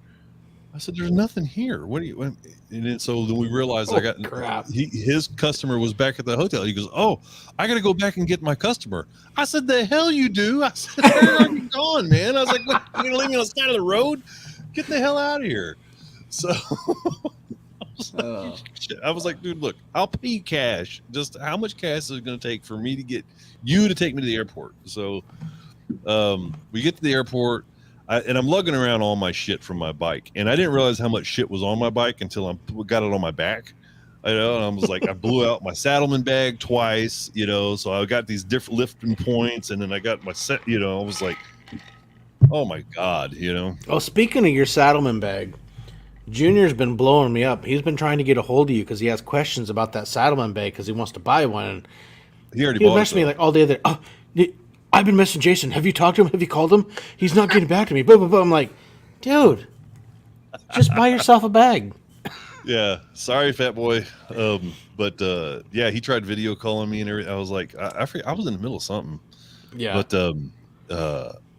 he was like, yeah, I was looking to buy that saddleman, and I was like, the B3400. He's like, yeah, I just went ahead and bought it. I was like, all right, well, yeah, I mean, it's a good bag. don't watch any of my videos. My tea bag worked nice for that trip. Yeah, I had a good setup going with the backrest. I had, that backrest whole situation was after I put that Airhawk, which first iteration of Wild Ass, I guess, and then that backrest was pretty sweet. I gotta admit. But so I get to the airport finally. I'm standing on the Hertz line because there was a damn plane that just landed, so I got the stupid long line in front of Hertz. I get in. I finally get to the damn. I finally get to the damn chick at the counter, and she says, "What's your reservation number?" And I was like, "I don't have one. I need to rent a car." She says, "We don't have any cars." I was like, "Your website says you got 40 cars." She's like, "I don't know what to tell you. I don't have any cars." I was like, "All right." So I got all my shit, and I go over there to this bench, and this old lady is sitting on the end of the bench, and so I sit down on the other end. So I book a car. I rent a car from my phone, and then I go stand back in line. She's like, "Reservation number?" And I said, "It's this." And then so she's looking at this piece of paper next to her desk, and she goes, "Well, I don't see your name on the list." I said, "Well," and I'm playing dumb here, and I'm like, "Well, here's my reservation number. I don't, And so this other guy he goes, "Well, when did you make that reservation?" I said, "About 5 minutes ago, sitting on that bench over there." And he goes, "Yeah, we just told you we ain't got no cars." And I was like, listen, why in the hell can I rent a car if you ain't got one? So that was a joke. So I go back to the bench, And then so I'm talking to my brother, and I got him on speakerphone because I'm still scrolling and I'm still looking. I'm trying to find. Now I'm like stranded at the airport. I'm like, well, what the hell am I going to do? I can't get on the damn plane if I did want to because I got cans of gas and a pistol in my bags, and there ain't no way in hell I'm getting on a plane here with this shit, you know. So I was like, man. So my brother, he's trying to help out. So he's calling U-Haul just to rent like a pickup truck one way, you know, for me to drive home. No dice, nothing. Like you can't even get a trailer, you know. And so I'm going through all this shit, and this lady at the end of the bench here, she had to be like 80, and she's just laughing her ass off. You know? She's just like, "Oh man, it sounds like you're having a hard time," you know. She was, I don't know where she was from, but you know, we're in Colorado, right? And so she said something about edibles on a plane, and I said, "Oh yeah, they got dogs for that." And she was like, "I'm just kidding. I'm kidding." Oh shit! Laugh at me, you old hag. Anyway, so I actually had my son come drive up from Texas to come pick me up. Shout out to my boy Chase. I saw that on his story. Appreciate it. Little shithead. He wasn't hesitant at all about giving me shit about it. Oh, of course not. And so yeah. Anyway, so he came and saved the day, and everything was supposed to be ordered for my bike that day. So I called Friday. They said that there's some delays. I don't know. I got to get a hold of them tomorrow or Tuesday, and we'll see. But I'm not holding my breath. You know, it's just a typical Harley thing, man. Whenever you get your bike back, it is what it is. You're happy that you got it back, and all is well with the world. So my Yamaha didn't have any problems that trip. Your Yamaha didn't have any problems. Both the Harleys did, didn't they? Yeah. Well, fine. So you left Sunday afternoon, and we went back. We left Monday morning, and we had the plan. We were going to Idaho Falls. Because that was like, ended up being a damn, I think, 13-hour trip from Sturgis to Idaho Falls in Idaho. So we went to Gillette, headed south down to Cody, and then we went through the middle of Wyoming, where there's not a goddamn thing. There's antelope, there's oil derricks, and that's about it. We did see that kid on the 50 crash when he was watching us. We were going down the highway, and there's a kid riding down a trail right next to the highway, and all of a sudden his handlebars fucking went sideways, and he endoed right over the handlebars right when we're riding by. And tell me he's like looking sideways at us as we're riding by, and he fucking just ate shit. It wasn't like a nice path either. I know it had to hurt that little. It was all big rocks and boulders that he was riding down in a little PW50. Yeah. But see, our plan, we were going to Idaho Falls and then going to Kuna, Idaho to my brother's house. He had no idea we were coming. I mean, his wife and the rest of the family did, and we'd stopped in Cody at the Fort Saloon. Yeah. Yep. Cool freaking place. That was an awesome, cool little bar restaurant. And he texted me, he's like, "Hey, where are you guys at?" I'm like, shit. So it's like, quickly pull up Google Maps. I'm like, find some little podunk name of a town in Montana. I'm like, we're here in, I think it was like Harding, Montana. "Oh, so you guys are heading home?" I'm like, "Well, yeah, that's the plan. We went there. Now we're heading home." Okay. And we get to Idaho Falls that night. Got a room at the La Quinta, which was insane. We get there, and I go to check us in, and she's like, "Oh, you're one of our La Quinta members." I'm like, okay. Whatever. She's like, "Yeah," she goes, "we're totally sold out." She goes, "We gave you room to somebody else." She goes, "But we've upgraded you, so, you'll be up on the 3rd floor." I'm like, okay. We go up there. The hotel room at the La Quinta was 2 stories. You walk in, there's a living room with a hide-a-bed, and then you had, full tile, separate bathroom, another bedroom behind that. Then you go upstairs, and there's a bedroom upstairs. I'm like, holy crap. Wow. TV, full queen bed. Yeah, I mean, it was quite a sweet freaking room for, our free upgrade. And that was a long day. I can do to make this happen next time? Yeah. Because I think we left Sturgis like 9 in the morning. Butte was pretty badass. What's that? The room that y'all had in Butte was pretty nice. Yeah, this one was very similar, but it was 2 stories instead of a double Crazy. room or whatever that we ended up with in Butte. Yeah, so we got there, and ended up just calling freaking Domino's because we left at like 9, and we got to Idaho Falls like 9:30 that night after riding 13 hours, 12 and a half hours, and hey, next morning it's like a 4-hour ride to fucking my brother's house. And I think that was probably the hottest day of the whole trip. I mean, it was like high 90s, low hundreds. I mean, riding a t-shirt and upper arms just got fried. Oh yeah, nice. I'm still fucking fried. And we get down there, and it's like we're getting close to his house, and he's like, "Hey, should we just coast in the driveway?" I'm like, "Fuck this, we're just rolling in," because we were, thought about coasting, just being, sneaky about it. It's like, fuck this. I got time for bullshit. He's like, "You motherfuckers!" I'm like, "Yeah, oh yeah, buddy." Like, you said you were in Montana. I said, "No, I was full of shit." I was lying my ass off. Exactly. That was a hot day. Yeah. Got to see his pig though. Yeah, dude. They How hot did it get? Tell me how hot it was. It was low hundreds. Okay, that's fair. Yeah, it was hot. I was riding in a t-shirt. We rode in a t-shirt all day. I mean, even Sunday, almost all the way through Wyoming, I just wore a long sleeve t-shirt just so I wouldn't get fried, because it was freaking warm until we got through Jackson Hole. I don't know, it must have been 7 o'clock, 8 o'clock. We're getting into Jackson Hole, Wyoming, and then we were headed down, got into Idaho, and going through some canyon, and all of a sudden the temperature freaking dropped to cold. Very fucking cold, where it's like you're tucked down behind the fairing. It's like, I just get through this canyon, it's like I can see sunlight. I want to get back in that sunlight. And it's like, I mean, Amy and Jody were following us, and all of a sudden, I mean, Hayden and I just took off. And we get down, she's like, "You guys kind of left us." I'm like, "You know how cold it was?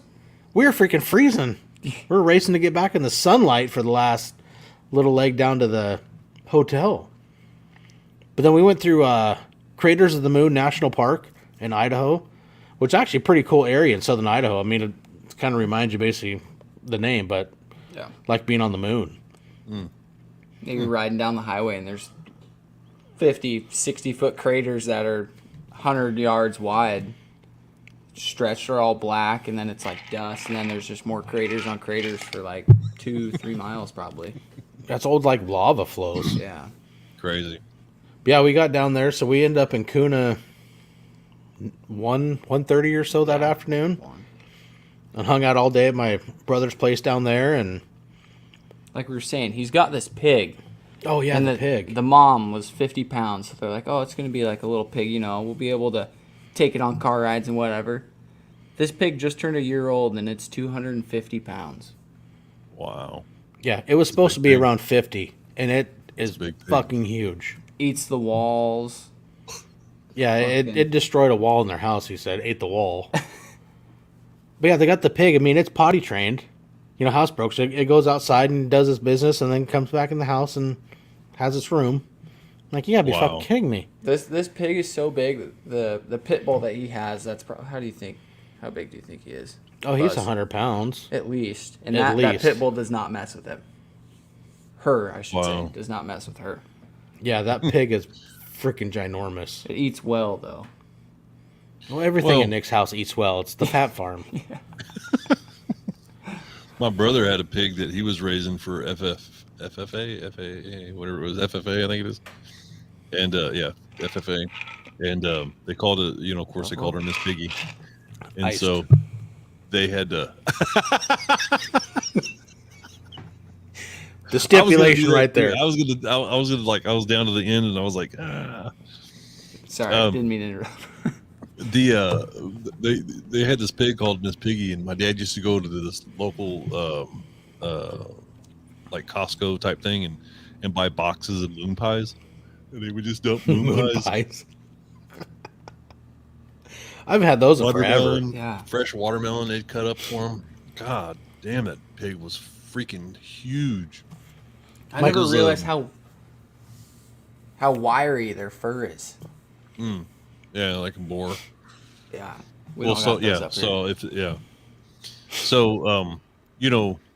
so like they don't have any like natural predators, That's the thing. That's why they're causing such a fucking problem down here.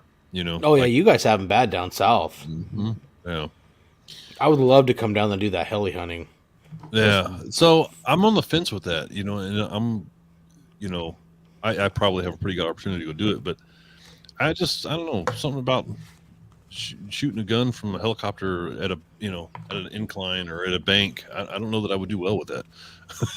Hey, you got to bring out your inner Rambo, and once you start just throwing down some lead, and it's fun as shit doing it from a pickup. I'm sure that's there somewhere, but that's why I'm like, I don't know, it man. Would be Something my age, cool. I'm just like, there's this sense of survival. Just like, don't need to be in a helicopter shooting a gun.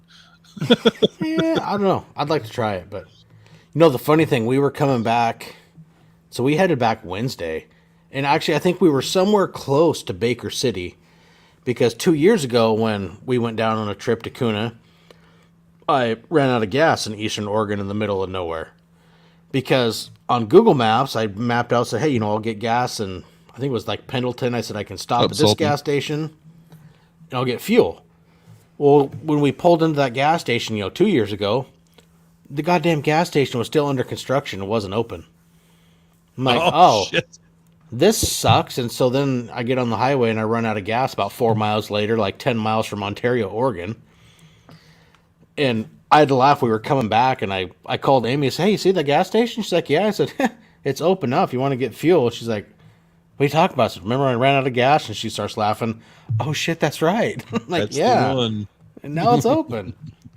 Yeah, we had to go get a gas can and gas. And the gas can, it was 30-minute drive to the nearest gas station. We got back with the gas can that we just bought. That was probably $45 for a 2-gallon gas can, and it didn't work. So we had to cut a Mountain Dew bottle into a funnel. To get obviously, somebody had bought that gas can, and they broke it, and they took it back. So the nozzle wouldn't work, and you couldn't dispense fuel out of it. I'm like, well, this is just fucking awesome. And we stopped at the station where they bought it from. It's like, hey, you guys can have this back. It's broke. And he's like, well, there's still gas in it. I'm like, yeah, and it doesn't fucking come out of the gas can. He's like, well, just go outside and dump it out there on the ground, then bring me the gas can back. I'm like, serious? So Hayden looks at him. He's like, okay, whatever. Walks out the gas pump. Nice man says. Dumps it on the ground. Here you go, man. Here's your gas pump. Here's your gas can. But yeah, dude, I started looking for places to dump that gas that I had on my bags, on my trunk bag. Mm-hmm. I was like, once my bike was in the shop, right, and now I'm looking around all this shit. I was like, am I gonna dump this in a fucking motel sink? I mean, I gotta get rid of this fucking gas. You know what I mean? Like walking around with a half-gallon of fucking fuel and shit. Well, shit, just go to some street corner. There's bound to be somebody holding a sign. Need gas to get home. Yeah, this will get you just a little. What are you driving? Yeah, but so I'll get you 2 miles down the road. Whenever I was at the hospital or at the airport, I was like, oh man, I got terrorists written all over me, man. I got gas and a gun. Shit. 2 gas cans. I got a gun. Yeah. So anyway, I'm gonna be on a no-fly list here anytime. Yeah, no doubt. But no, man, it was good. Hey, and something I wanted to tell y'all both. Whenever I'm riding, like Salty just popped in here, and like whenever I go out to Houston and I ride with those guys, or whenever we have people riding in our crew, you know what I mean? And then going to ride with you guys, like it's an honor for me. It really is. It's an honor for me to be invited and riding with any of you guys, and then especially family. It's such a big thing for me to ride with my son, and whenever whether my brother or anybody else comes riding with us, it just me and my son is one dynamic. It's an awesome thing. You know what I mean? But it's something that I can't really describe other than I feel very honored, and then absolutely, I totally agree with you. Hayden, you'd asked me once about wanting to ride up there with your dad, and I said, you just stay up there. I'm happy back. I am. I'm tickled to death, There's nothing more exciting for me to see, like when we come up to a stop sign and I see you and your dad, next to each other at a stoplight or something. It's just, I know what that feels like for me with me and my son, and I feel honored to be a part of that. So I just, I never get to tell you guys that. I mean, and it was so much fun getting to meet up with you. I mean, God, you look at these signs back here. I mean, those are, courtesy of you. I mean, I consider, yourself as, you are part of the family. I mean, we've been friends for a long time. Granted, we finally got to meet in person, but it was so much fun. Even like Hayden kept, he would get on the comms and the helmet. He's like, man, Daddy goes, I feel bad. It's like, Jason just go around me right up there. He goes, I don't want to slow anybody up. And I'm like, Hayden, you're not slowing anybody up. I said, Jason's having just as much fun as we are up here. We're all riding together, and, we're just going to ride easy pace because, it was his first trip. But I mean, easy honestly, pace, he says. For anybody, you rode phenomenal for somebody that hadn't been on a ride. I mean, shit, but you did damn good. You rode 2 or 3 hours of a long trip, and all of a sudden we're taking off on a 3,000. We ended up doing 3,131 miles in 8 days, and you rode that trip like you were a veteran rider that's been riding for a long time. You did. It was awesome. I mean, there wasn't anything that I felt like there wasn't really anything that I felt like was I guess really you said it the best way. You just it seemed like you was a veteran rider. It was kind of when I look back at it, I was like, shit. It's like, right. I remember my son when he started riding on his Sportster. It's just I kind of play a protective role in some degree, so I'm like I kind of bounce around lanes and I'm looking for threats or whatever, or people on their goddamn phone. But man, you did great. You did real good, and I appreciate that. And I mean, it was fun riding being part with of you that. guys. Riding, obviously, you guys are actual veteran riders, and that's why I'd always ask you, any tips you got for me. Especially you, because you were behind me a lot. You're watching me the whole time, and I mean, you were able to give me a couple little tips here and there. Speed, lane control, and all that, which I appreciated. But I had a lot of fun, especially riding with you guys, and I did feel bad at some points because obviously I'd get slacking behind my dad and have to speed back up, and then that causes you to speed back up, and my mom and her girlfriend. Oh, that's fun. No, it was Don't awesome. worry about that. Anytime I can crack back on the throttle, man, we're good. Yeah, that was another point when we passed that car when we were coming down from, what was that, the Needles Highway? And we're riding along the car and we're passing them. I'm like, okay, cool, we're passing this car, and all of a sudden you come by like 115, just boom. Oh, yeah, when I go to pass the car and Hayden's passing the car, and all of a sudden here's Jason on the left of Hayden. I'm like, all right, and I give it a little bit more oomph, and it's like, I'm not going to keep up with that bike. There's no way. We hit triple digit, and you're just pulling like a madman. I'm like, yeah, I got nothing for that. Yeah, I had to get the shot, man. I had to go in front of you guys and get my camera ready, and then, I was just focused on passing this 4Runner. I can start with silver 4Runner, and I'm like, okay, perfect. I'm in front of them. I'm all calm, getting back into the lane, and you just come right by me. Well, the funny one, we were coming down the Needles Highway, and Amy had messaged me. They had her and Jody did Iron Mountain Road. She's like, yeah, we're doing the loop with you guys, and I'm like, oh, fuck. I get on the thing with Hayden. I'm like, Hayden, Mom and Jody just finished Iron Mountain Road and said they're going to do the loop. And he's like, fuck no, Mom can't do the Needles Highway. She's like, He's like, you got to try to get a hold of her. It's like, I got no service. Yeah. I'm trying to, send a text and on the road, it's like, oh, shit, trying to ride and text, which you shouldn't do. Bad idea for anybody. But it's like, if my wife got up there, oh, shit, the car would be stuck up there. She's just not a fan of heights, and some of those roads are really narrow. And dude, so there were some of them places where I was like, there's a couple of those places where I was like, I have no idea what would possess somebody to drive a big 4-door, truck, 3/4 ton. Yeah. Ford, the people that are doing 15 miles an hour up the road. I'm like, what in the hell? Well, the funny thing is, you got around a car, and I was trying to, send Amy a message, and finally it's like, fuck this, I just got to pull over so I can send it. So I pull over, and you got ahead, and I, hit send, and I'm like, cool, we'll go. And it's like we're going down the road, and I look back, and Hayden goes to wave at a bike, and it's you coming back up the road. He's like, oh, fuck, here's Jason. Yeah, I was like, shit. So I'd seen y'all pull over, and then like I kind of slowed down just for a second because I thought maybe you were curious if we got separated or whatever, and so I was like, So I seen y'all pull off, and then so I got one loop down, and I was like, oh, what the hell? So I just, I spun around and I came back, and I seen y'all, and I was like, just keep going, it's fine. I'll go, just keep going.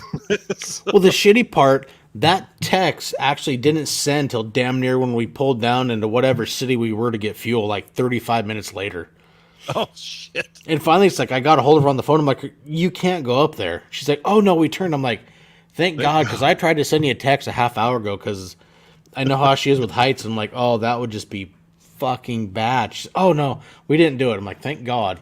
That's what I told him. I'm like, if you don't call her and tell her not to do this, you're going to be in some deep shit. And it's like, I tried to call once. She's like, I can't hear you. It's all static. I'm like, fuck. Don't go up needles. Yeah, exactly. Pretty much screaming that in my helmet.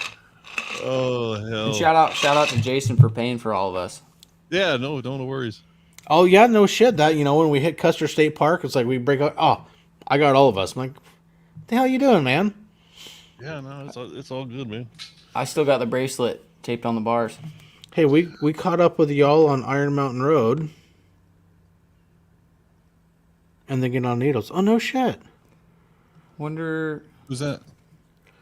Big Baron 60. Were we talking down at the gas station? Yeah, at the... Or not gas station, but the... where we got the shirts. The Iron Mountain Road Visitor Center. Yeah. Because there was another guy and his wife, and I'll have to remember this and find it. Looks like someone got you on Buffalo. No, she's not in the club. She can't call shit. She doesn't know anything. And it's an ice drink, so there's a stipulation. He was. Oh yeah, no ice. Sweet, that is you. That's awesome. No, yeah, Hayden and I talked to this guy. Him and his wife were taking pictures of the sign at Iron Mountain Road. Okay, I remember seeing you guys over there talking. Yeah, and then so we hand out stickers. We're all shooting the shit about riding and whatnot. Dude, that's awesome, man. Thanks for tuning in and following along. That was such a fun, awesome trip. Yeah, it was. So I got the question about Iron Mountain Road. What are pigtails? The pigtails, I think, are the corners with the bridge. Where it curls so tight like a pig's tail, like how they curl. Got it. I had two people ask me. Self-initiated. It doesn't Baby, work that this way. is not a game. This is not a game. You don't want to be in this club. At least when we're, not when that young one's watching you. You don't miss a thing. Nope. I'm trained for this now. Yeah, as Jason's in the restaurant with his freaking fingers. Y'all got some tape? I'm like, what the hell you need tape for? And I come back and all your fingers on your right hand are all covered in Scotch tape. Damn right there. What the fuck? Oh. Yeah, man. This, the whole trip, man. Just meeting new people and you guys. I'm definitely I suck at it, but you guys are definitely better at it. Passing off them stickers and shit. But no, man, it's cool. It's cool meeting other people and being out on the road and then when you get back to your life or whatever, like we are now, and it's just like, oh man, you meet these people from all over the damn world. It's kind of cool. So. Most definitely, especially for that being my first long ride and getting to talk to Riot, Hopper, Go Home. What was Go Home Kent? Yeah, Go Home. I mean, yeah. Then me interested, like seeing Kim and all the the lady people. riding that 53 panhead with the foot clutch suicide shifter. That was the first time I've seen. I haven't seen any of those. Abby rides something. I got her Instagram. I took a picture of it. Yeah, and when she rode that 53 panhead. I wonder what place she came in. I don't know. Then you had Hyde, who was riding for Mile Monsters. He was riding it on a 48 panhead. Yeah. One of the panheads didn't make it, right? Like I think it was hers because he finished. I seen a thing on Mile Monsters with Hyde was in Hot Springs with everybody. So maybe it was her. Oh, excuse me. I'm not sure. Still, even to take off on that journey on that thing, that's some kahunas. Mm-hmm. Yeah, now since obviously Vicky wants to get into the Buffalo Club, you're gonna have to plan a trip up here so we can properly introduce. Yeah, properly bring her into the Buffalo Club. So when are you guys gonna be up?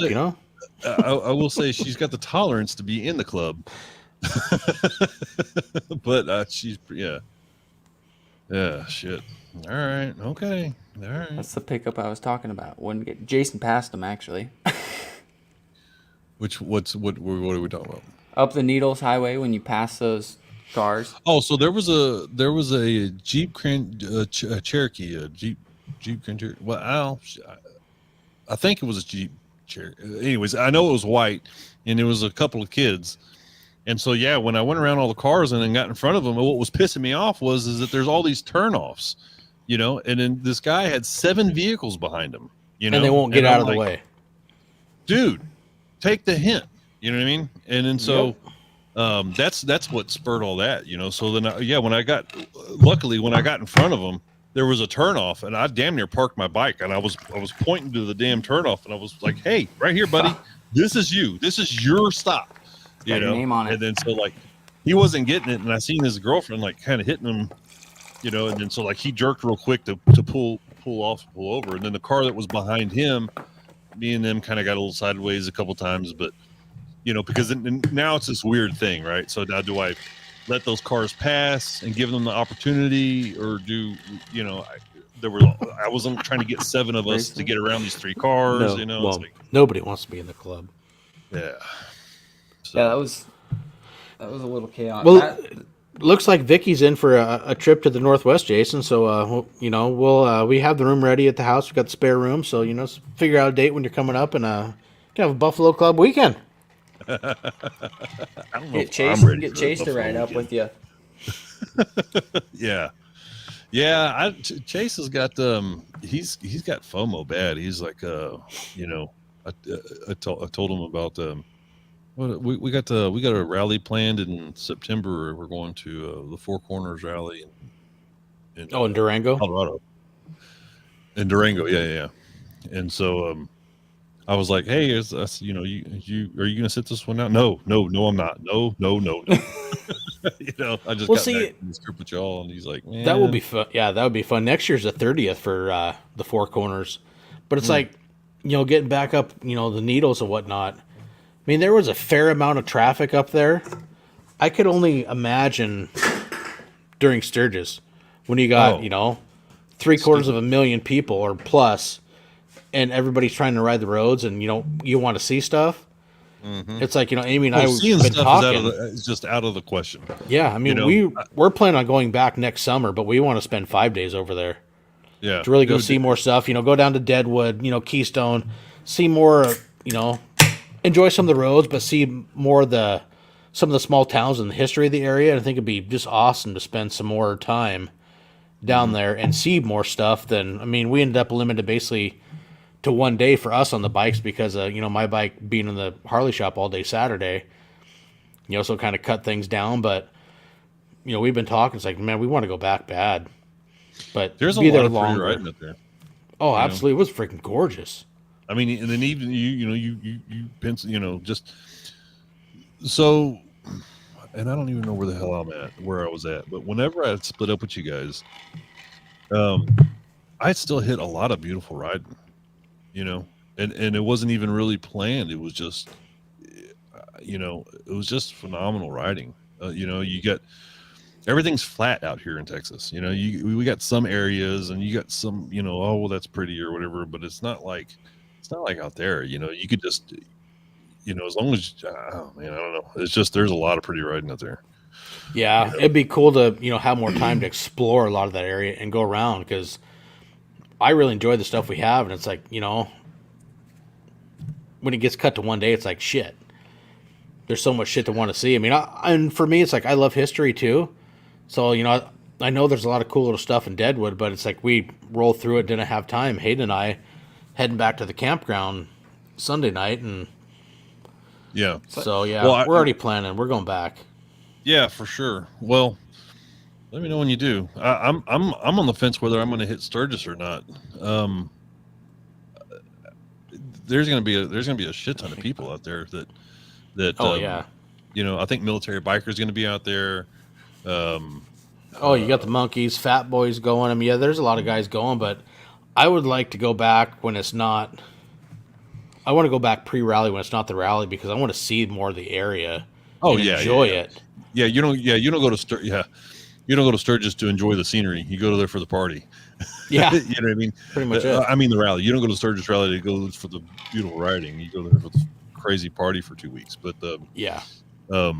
yeah, I mean, you go there any time of the year outside of that for the badass riding. So yeah, we'll have to, pencil on our calendar next year, end of June, do it again. Yeah. Yeah, dude, I'm all about it. I'm trying to figure out how I can I've got some things that I'm trying to work through as far as being gone and being able to get my girl to come with me more and so like even with this trip I kind of half-ass was like if I was going to be gone much longer I could fly her out and I don't know there's just a lot of things that I'm like man I'm close I'm close to being it's I think her and Amy would get along great, even with Jody. I mean, oh, yeah. at least Amy had Jody keep her company because they ended up taking the car or whatnot. But it'd be fun to go over there, spend get 2 cabins and spend 5 days at the No Name because it is a cool little campground. They got all the amenities there. I mean, shit, they got washers and dryers. I mean, laundry, hot tub, pools, and for a cabin you can get a single room cabin for a little over $100 a night there. Yeah, that's pretty wild. The owners. Yeah, you know what I mean. And the owners were super cool and fun to talk with and hang out with, and I mean, hell, I think every night there we sat in the bar way past when they say it closes, and everybody's shooting the shit with them and talking. Mm-hmm. It was an awesome, friendly environment.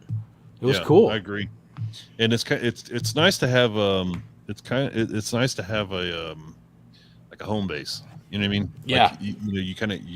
Okay, we're going to leave here, and then we're going to go venture out and do all this, and then come back here. And then tomorrow we're going to do the same thing and go a different route. You know what I mean? Yeah, so we're going to base camp out of here, and we're going to explore all over.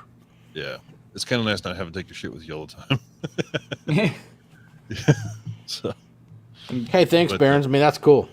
It was fun meeting up with that guy. It's, talk to him and his wife. We got, Big Barons here. Gave him some stickers and whatnot, talked about everything, and now he's here hanging out, been listening to the stuff, and they were that's awesome, man. Bike, Thank right? you. Didn't they have the scorched orange with the? Well, it was orange with the black. What do you call it? Not stripes, but accents, I guess. Yeah, I'm pretty sure that was him. Yeah, yeah. I thought they came with that whole group of people. It was just them. I think they were there before we pulled in, I believe, and that's who we kind of parked next to, and then that huge group rolled in. And then that big old group came in. I believe. I could be wrong. Yeah, see, Amy's saying, bring her up. You guys come up here to the peninsula sometime. Whiskey Amber, he says about the color. Yeah. Whiskey Amber. That sounds right. That sounds like a good drink. What are you drinking? Whiskey Amber. Fucking A. Porter. What are you riding? Whiskey Amber. Yeah, they were by themselves. So. Yeah, it was super cool meeting, and that's all part of the adventure. What's so cool about this whole thing? What we're all doing and meeting it, and just spread the word and meeting other people within the community because we all enjoy riding, and it's like we've always said through so many episodes. You can just start a conversation with so many people just because of what you have. Pick a color. That common ground of motorcycles. Me? Yeah, can you see the colors? Yeah. Pick a color. Me or Denver? You. Blue. God, what is this? Yeah.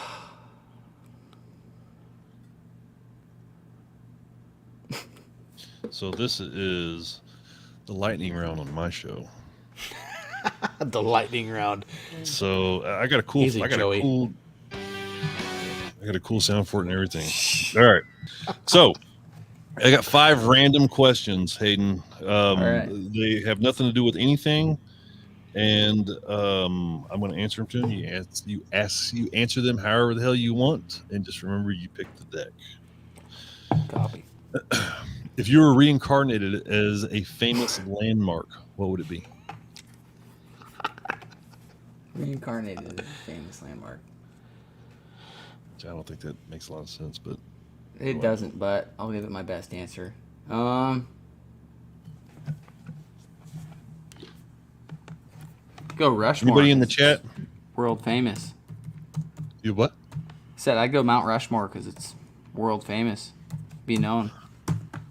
If you were reincarnated as a famous landmark, which would it be? Mount Rushmore. That's fresh on your mind, too. Yeah, I don't know too many famous landmarks. Would you rather be the most popular kid in school or the smartest kid in school? Ooh, that's a good one. I'm not the smartest already, so it doesn't bother me too much. I guess it'd be the most popular. Have you ever worn clothing with the labels and tags still attached? Yeah. Not on purpose. Not on purpose. Okay, yeah, I've done that too. Look, pants, I'm bad with pants. Yeah. If you could only eat one food for the rest of your life, what would it be? Whiskey is not a food. The ice from my whiskey drink.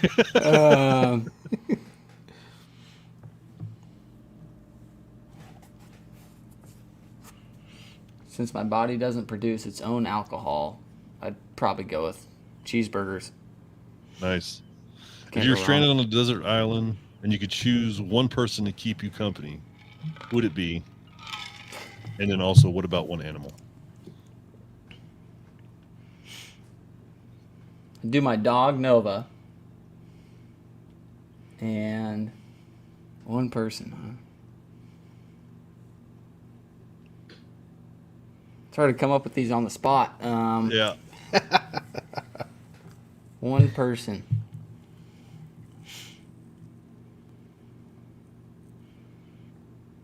Guess I go with D Woods here.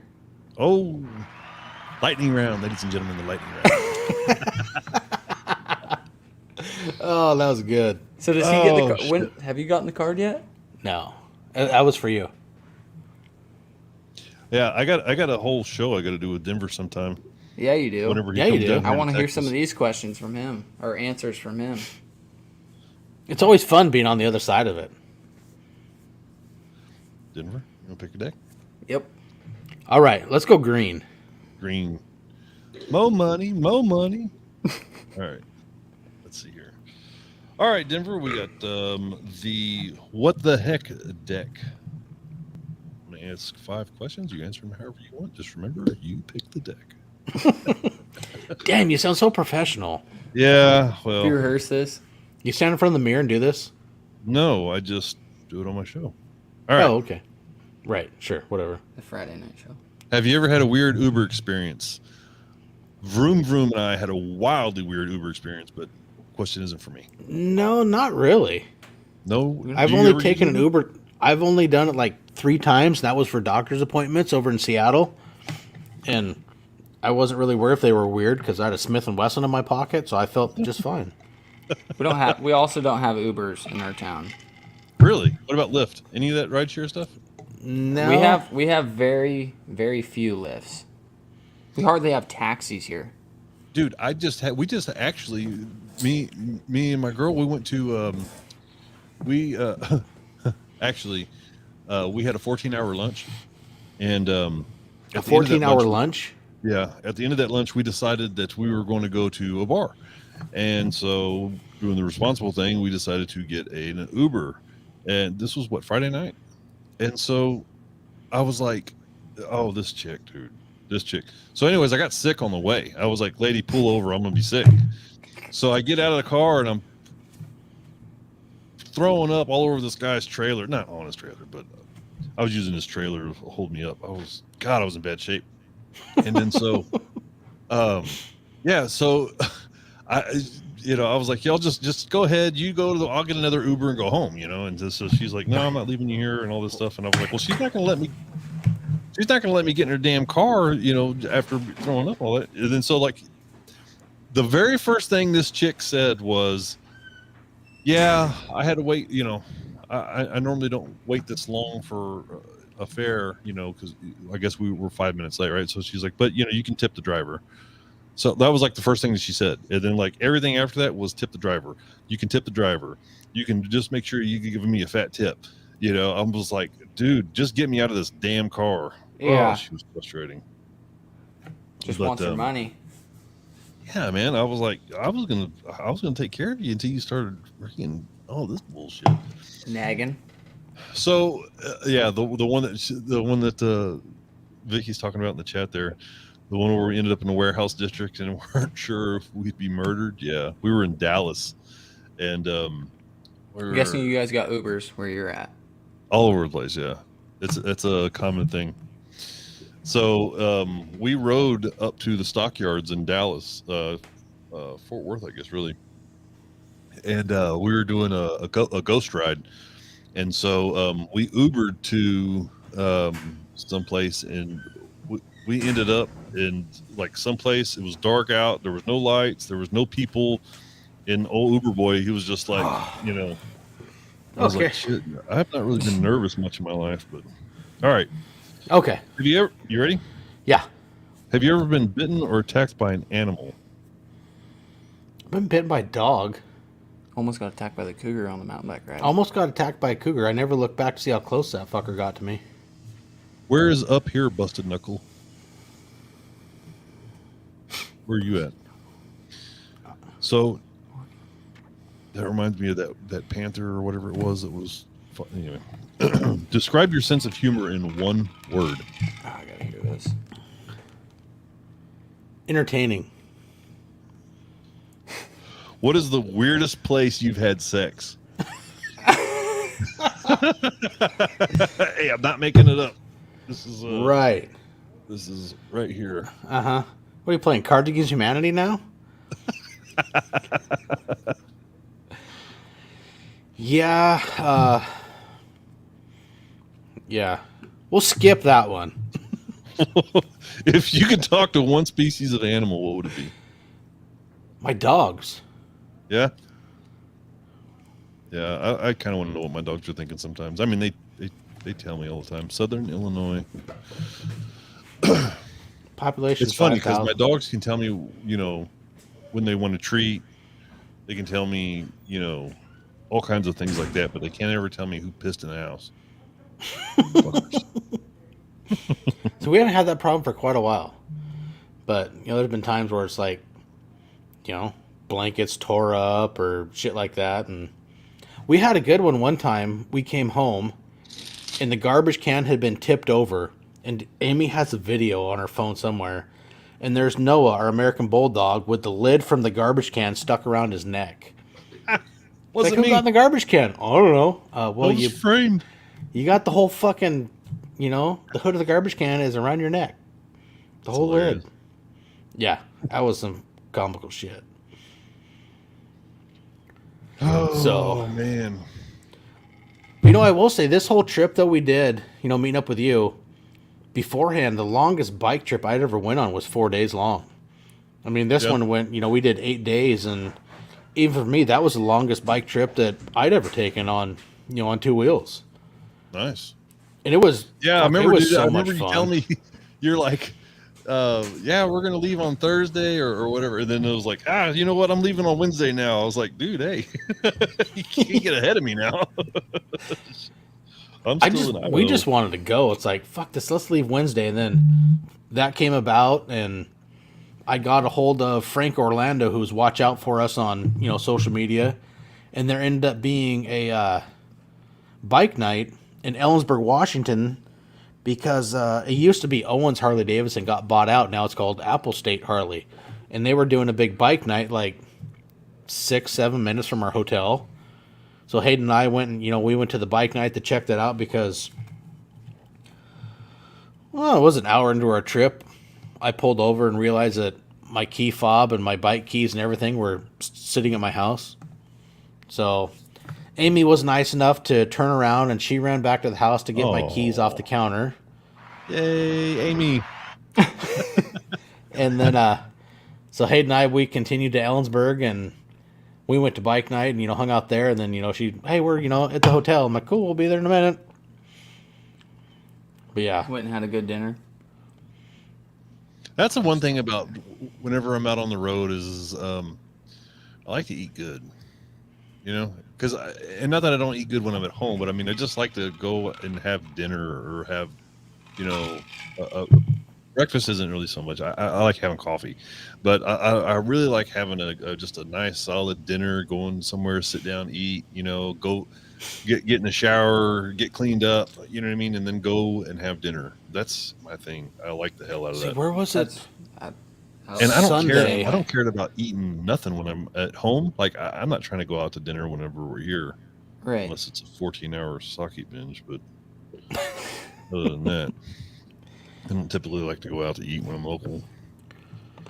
Because we went, I think it was, I'll have to check my phone. I think it was a Busted Knuckle Saloon in Sturgis, which was comical because we got back to the campground at that Sunday night, and you departed, and Amy goes, "Hey, let's go down to Sturgis, and we'll have dinner." I'm like, okay, cool. So Hayden and I are following the girls, and they're in the car, and it's exit sign Sturgis, next 2 exits. Well, they fucking blew by those, and we're 4 miles up the freeway, and I call her on the phone. I'm like, "Where are you going?" "Oh, we're going to Sturgis for dinner." Well, that's about 4 or 5 miles behind us. Oh shit, we were jamming out to Metallica.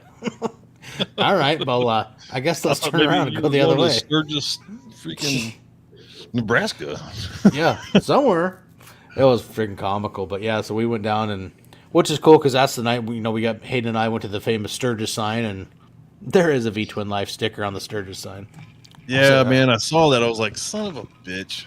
I have not got a picture with that sign yet. Granted, it wasn't rally time, but if you're there, it's just one of those iconic places. Yeah, you just got to do it. And both of us, on the bikes, and you know what? It's not that rally time, but Sturgis still is kind of a mecca of the motorcycle world. And if you're there, you got to capture the moment. Damn right. Another iconic thing from that night, we went and walked around after because Jody and my mom, they'd seen some cool stores they wanted us to see, and we're walking around, and there's a dude riding. Pretty sure it was a Road Glide. He had a sawed-off shotgun strapped on his back. He kept circling around town, just riding through town with a shotgun on his back. I mean, we're from Washington, so it's not unordinary to see a gun hanging off. But when they're riding on a bike with a shotgun strapped onto their back, it was pretty badass. It's like, what the fuck we got going on here, boys? Yeah. Oh man. Yeah. It was sweet though. It was fun.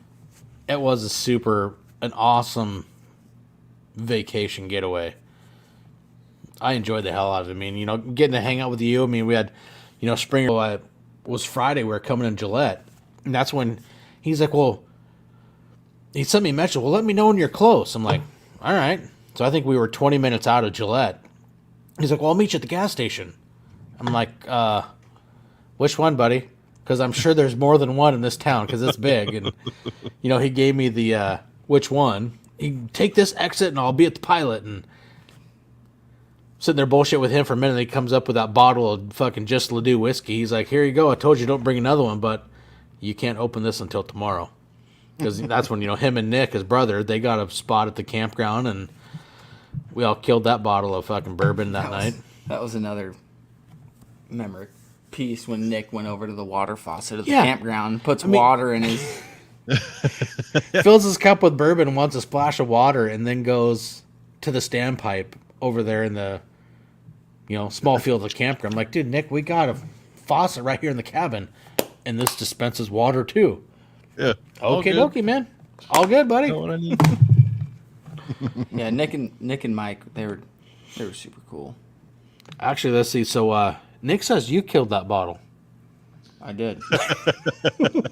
It's good shit, isn't it? I had to show Springer Mike I could drink more. I was still surprised though when I was sleeping and my mom came in. She's like, "Yeah, Nick and Mike are already outside." I'm like, "Fuck." Yeah, I gotta get up. Yeah, that's the other part. You got the older you get, the more you stay up late and get up early still. Oh, I'm only 21. I'm not used to that yet. That was yesterday and this morning. We got actually so I recorded Milepost 69 last night with two guys from the Fire and Iron Motorcycle Club. They're all firefighters, so they came down last night and we did a little barbecue and drank many adult beverages and recorded a podcast, and then went and sat around the fire till late last night. Then got up at 7 in the morning to go have breakfast. Like, fuck, I can't do that shit anymore. I'm old. But it was fun.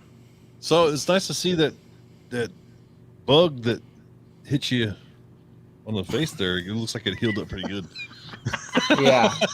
Oh shit, that is fucking There's awesome. a little scar, but that Little was the scar, same little night road as I scar killed there. that bottle of Wadil. That's funny that was shit, bad. Jason.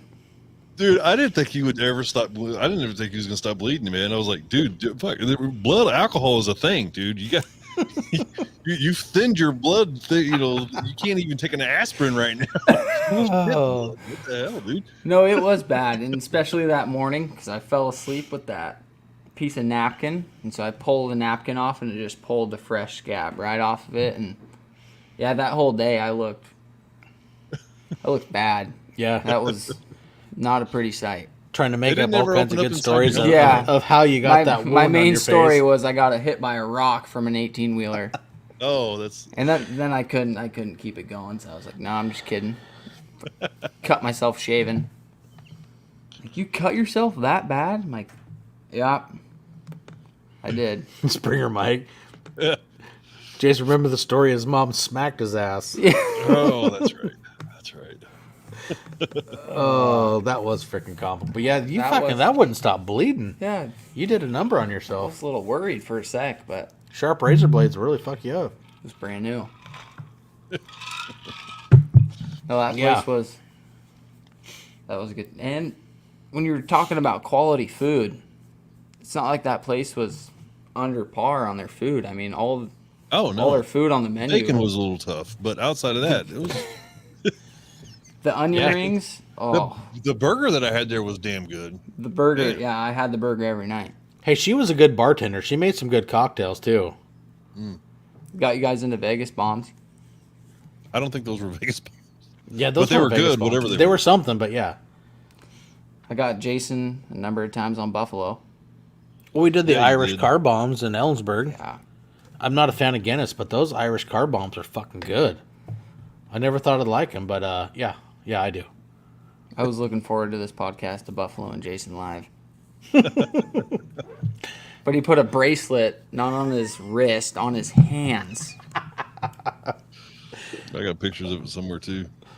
I ain't dude, gosh, shit, man. I was gonna duct tape this hand tonight, but I was like, the bracelet. I thought you were fine. coming on with tape fingers for sure. if you I would thought it go was so if you would fucking go funny. get them at the bar, I thought for sure you're gonna do it at your house. You're Well, asking I her got- for scotch tape, or any kind of tape, and you take off and come back, and all your fingers are scotch tape. I'm like, what the fuck? He's like, beer can just falls out of my hands. Yeah. oh Hey, no my way I'm gonna God. drink out of this thing. This is dangerous. Oh, fuck. That was so funny. Yeah. I don't like to lose at things. I mean, I'm not super competitive. I just don't like losing. Technically, Yeah. you're winning though, because you get to drink the beer faster. I was gonna drink that beer no matter what. Nick's like, Hayden, what onion rings? The one at the campground. Yeah. Yeah, at the restaurant and the bar that we had in our campground. I don't know if Nick had them. I think Nick got the burger. Yeah, I think He, had burger he fry. couldn't get the straw either, so he's wearing half of his beer on Exactly. his mustache. He couldn't get what he wanted in a bottle. So Oh yeah, he it was was in the wearing it bottle. on, he was Yep. wearing it on the stash. Yep, he was wearing it on the stash. He had a good stash though. I'll give him that. Yeah. It was just an awesome fucking fun trip.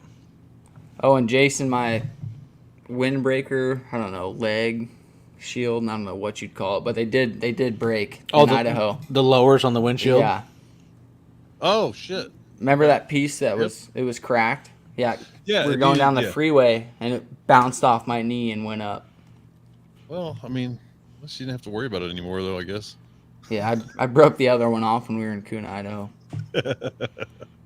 The funny Yeah, thing, you yeah. sure tell a difference is we try to talk and the wind would come underneath his windshield and hit the bottom of his helmet. So it's like we're trying to talk. He'd have to put his hand up underneath the helmet. Really? Because all the wind You all of a can sudden notice would that come big a under the difference, windshield.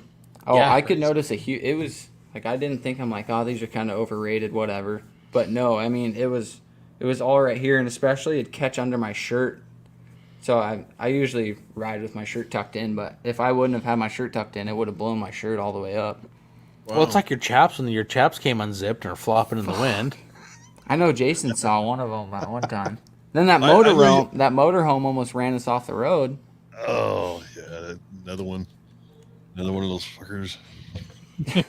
Yeah. It was 2 times my chaps came undone though.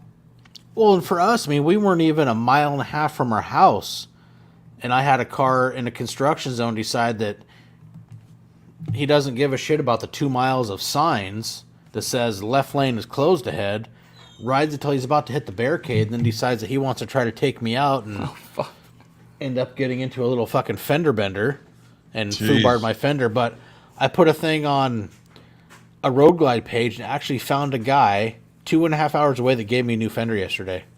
Awesome. Badass. Oh, yeah. You know, come for the V-twin life and stay for the cock right there. You petting your cock.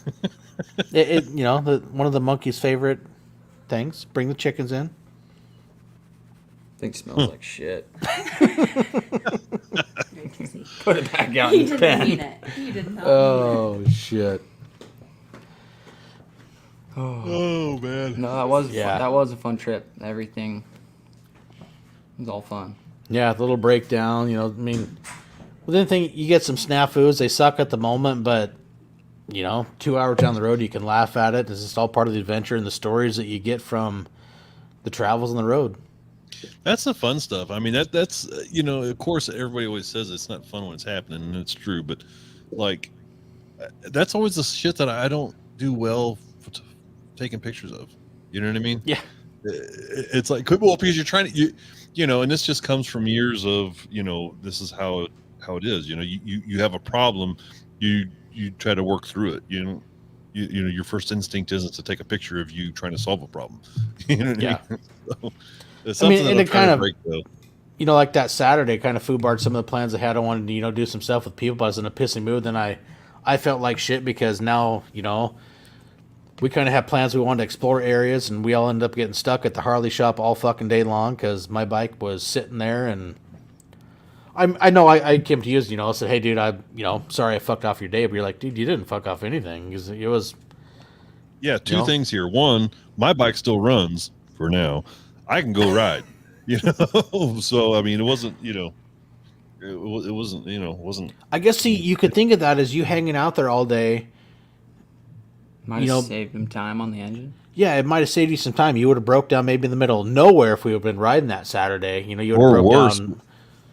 You know, when I was rage passing those cars, bike shells out then. Oh, yeah. Maybe you should have rage past some cars before then. Maybe it could have been broke down with my dad's bike, and they both could have been fixed. True. Yeah, maybe Black Hills, and you know they're getting stocked up. That's the #1 dealership for Harley in the country. So they didn't seem to be getting stocked up on labor. Yeah, no shit. Stocked up on that place is fucking huge. Yeah, it is. I've never been to a Harley dealership where you got a fucking elevator. That custom they had too. The parking lot that I don't. Yeah, I pointed it out. I don't know if you guys saw it or not, but like that main area where we were at, where we parked our bikes, and you know where all the hook. Oh, that's all tents and vendors during Sturgis. Right, and then off in the yonder, like if you're standing at the front door looking at the parking lot, and then off to the left, that's where all the parking is, and it is stupid.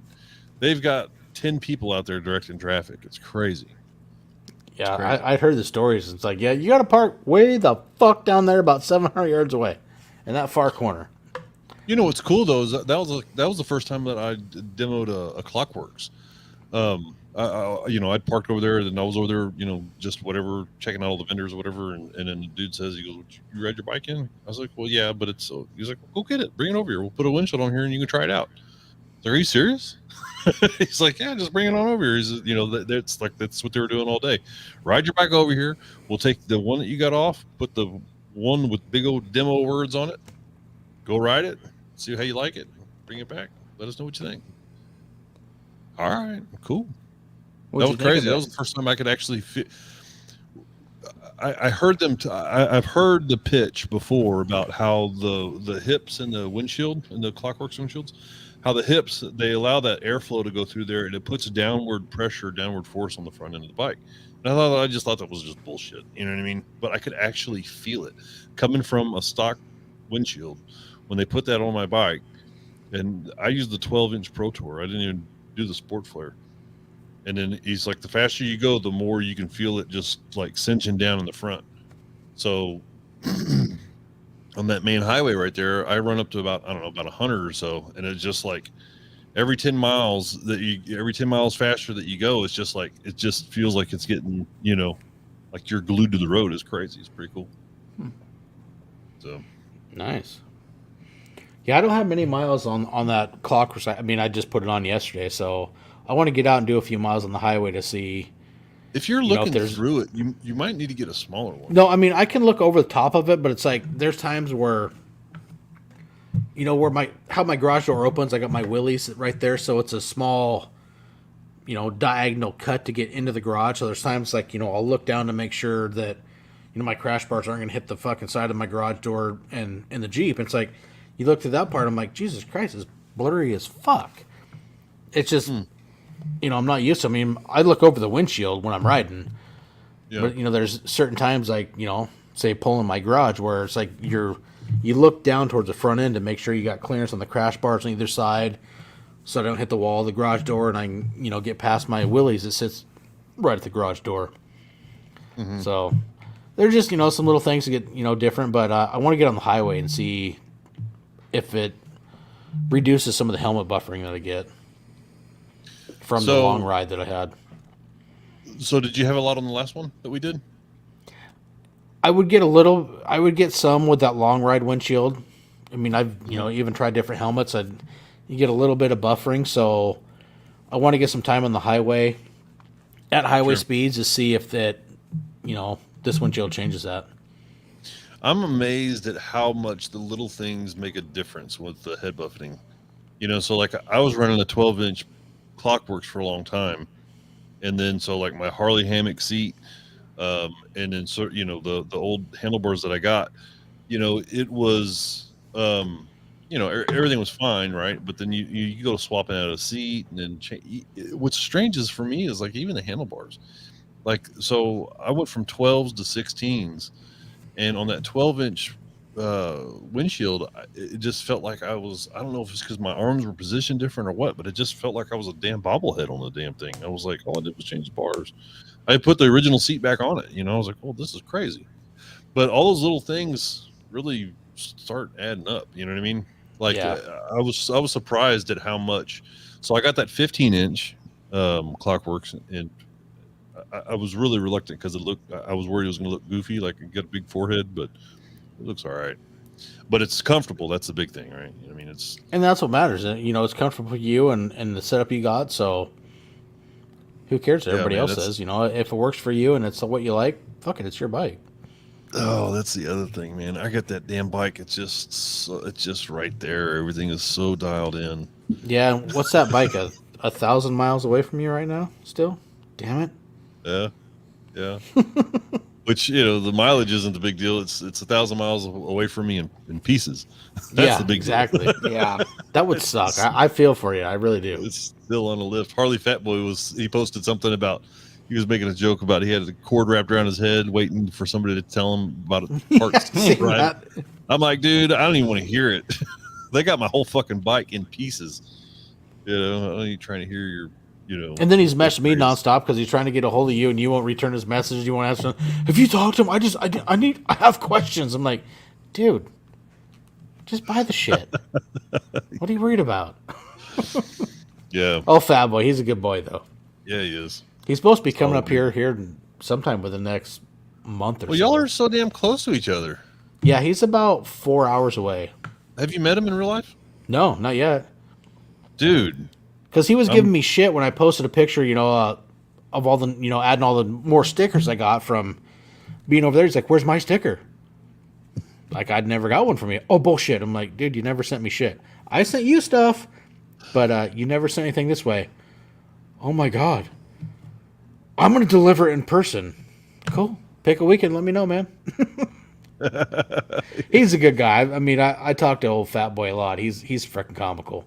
Yeah, he is. He's a good dude. He's a solid dude. He's probably got one. He's probably one of the dudes with the biggest heart in YouTube. Yeah, I know, dude. And that's something else too. Is Mike? He reached out to me whenever he saw that my bike was shelled. He's like, "Hey, dude, I get a trailer. I come get you." I was like, "No, man, I'm good. I think I got it all worked out." Oh, Springer Mike and his brother Nick, those were awesome guys. It was so cool to. It's like, we have the interactions here, like doing these stuff on YouTube and whatnot, but when you get to meet some of these people in person and you realize how much of a solid individual they are and just awesome humans. I mean, dude, Nick and Mike were so cool. It's like, well, we came down from the Iron Mountain Road. They come out with stickers and, they got me a sign that we'll hang up behind me. Actually, it's over here. You got you the shirt. Yeah, the shirt and stickers. I mean, all the stuff. It's like, hey, man, we got this for you. I'm like, dude, you didn't have to, it's like, damn, man. And it's like this, we've enjoyed this just as much as you have, getting to, meet you guys. And, it's like even Nick and Mike were talking how impressed they were with, Hayden's ability, who hasn't been on the road a long time, but rode like he was a seasoned veteran. I mean, his riding was phenomenal the whole time. Mm-hmm. And yeah, it was nice so whenever cool. you can connect with people that are like that, Yeah. I mean, so what was kind of interesting is like I kind of was watching from a distance a little bit, and Nick and Mike, they kind of remind me a little bit of me and my brother, and what maybe me and my brother will be like when we're older. You know what I mean? I mean, my brother and I, we put down a lot of miles as it is. It's cool to see another dynamic like that out there. It's They were super down to like Biker Earth. Yeah.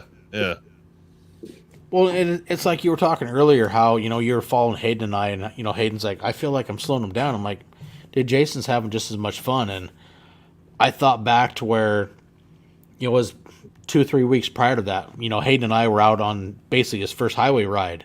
And I called you on the phone when we were riding down the highway. I'm like, dude, I totally get it. I understand where, how my dad feels or how you feel riding with Chase and you're riding with your son. I said, it's so freaking cool. It's just a whole nother experience. It's so hard to put it into words.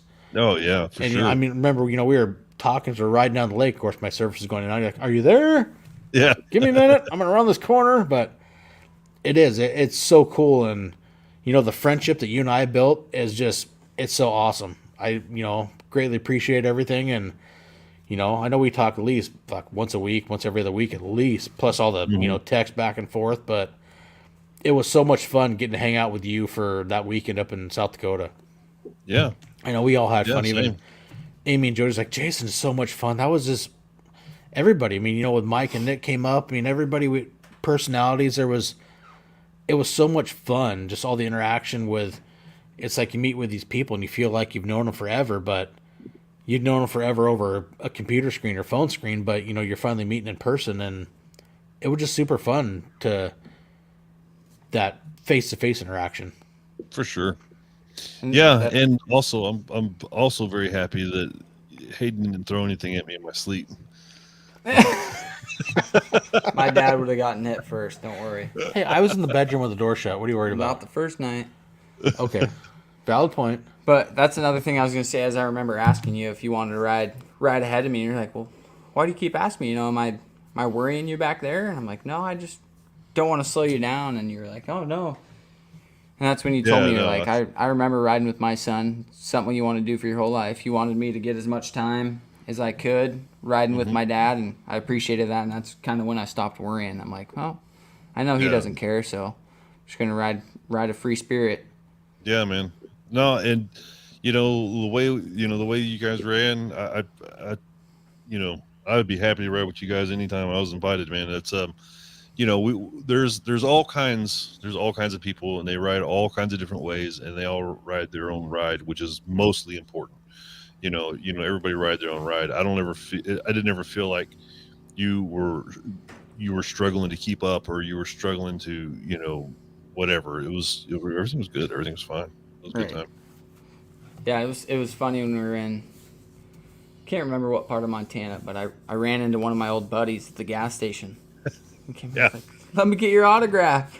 No shit, man. You should freaking. Yeah, people that was following weird you running from into Braden over. Johnson in the middle of nowhere, Yeah. Montana. You find a guy from Port Angeles like, what the shit? Yeah, that was. He was going to Colorado or something, but yeah, that was funny. Small world. It was just so cool that we could all line up schedules, and I know we talked about this months ago, and everything aligned, and you were able to make the trip and came up, and it was so much fun. I know I had a blast. Yeah. Yeah, Well, I I did mean, too. whenever you lofted that idea, I was like, yeah, that would be cool. That would be totally bitching, and also kind of unexpected. I was like, yeah, I mean, I don't really think that there's,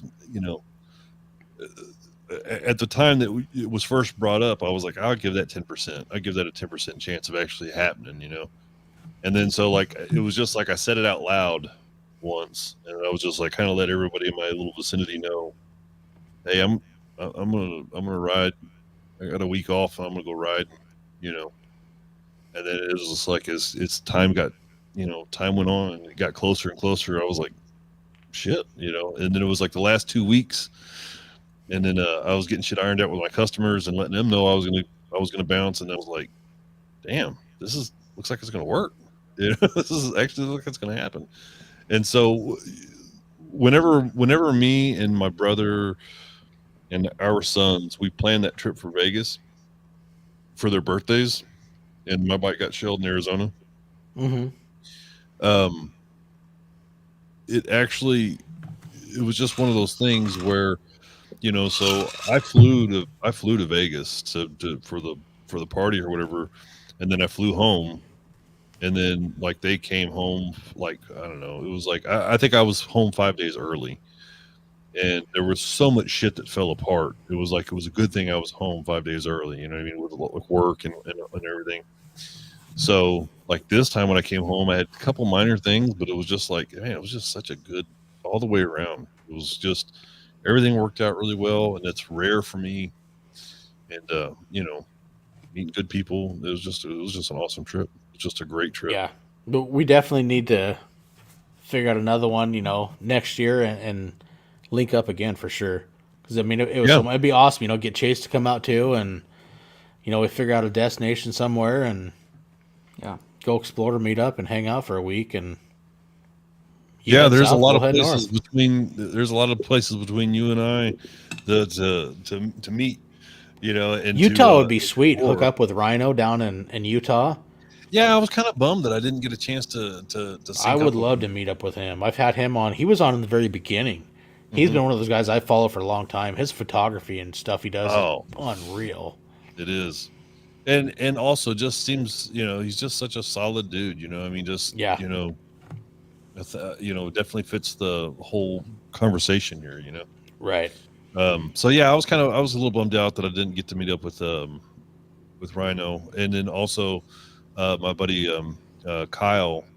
It was a little of a drag there, but I mean, we're gonna meet. We already got rooms booked for Colorado, so I know that we're gonna have some time in the future. But yeah, this whole trip has just been.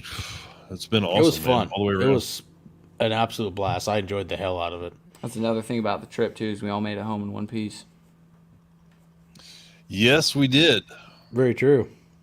Kuda didn't, but hey, eventually she will make it home in one piece. She just she's temporarily parked, needing some attention. The $5 million man. That's going to be my girl. She's just a temperamental bitch. That's all. So. Well, buddy, this has been a fucking good time. I know we got to get dinner. I got to get to bed, but no, this whole trip when we got to link up, it was so much fun. I mean, it's like talking with Amy and Hayden and Jody. I mean, Nick and Mike. I mean, everybody. We all had so much fun. Couldn't have been any better. Yeah, that was something that was pretty damn interesting. One, I don't think that you've made it very clear that it was your anniversary. Saturday Saturday was my 22-year wedding anniversary, and had to bring that up, Setzer. I remembered Friday night, and I will admit, and then Saturday I'd spaced it, and I got a text from Amy. We're at the Harley shop. She's like, "Happy anniversary!" I'm like, "Fuck, I knew that. I remember last night. I knew it. But yeah, it's just, one of those deals. It was fun. Well, so what's really damn interesting, what's really cool is like, what we were talking about earlier about, riding your own ride, Amy, same thing, she's like, we all went to the same place and we all had our own experiences there. It's pretty interesting. It's pretty cool, And she got to see more stuff than we did because we, had the Saturday shenanigan day. Yeah. So, but yeah, dude, I appreciate you. In all the ways. Thanks for having me on your show again. And thanks for the invite out to Sturgis, man. That was a blast. It was a good time. It was. I mean, bro, the invite is always open anytime, man. I'd love, hanging out, talking to you. It's a lot of fun. And we always, I get technical issues or ideas. Like, I got two people like, Jason and Bri. And so it worked out good. And, it's been an awesome time. And I, honored to call you a friend. You're fucking, like a brother. And thanks, man. It was so much fun hanging out and finally getting to, that face to face and hang out for a week. And then you get to see more of that person and their personality. And it was awesome, buddy. I'm honored to have you come out. It was so cool. Everything worked out. Yeah, man. Likewise. Yeah, we'll do it again. Awesome. It was awesome to meet you, Jason. I mean, Same. Buffalo and all. It was a good time. Hey, man, I'm really sad I didn't get you tonight, but it was that trip. That was drinks. super fun. Yeah. All right, guys. Well, hey, thanks everybody for tuning in. This has been Milepost 68. Getting somewhere. I mean, getting up there in numbers now and knocking these out. So this is kind of the whole recap of the adventures we had, getting up to the meetup and then splitting off, and we all had interesting times, but we all had a good time. damn right. Jason, was a good time, buddy. Yeah, Hayden, man. It was. It was awesome, bro. Hey, Jason, fist bumps to the Aaron. screen, buddy. Boom. Yeah. All right, guys. Hey, thanks for tuning in, y'all. Ride safe, have fun. We'll catch you on the open road.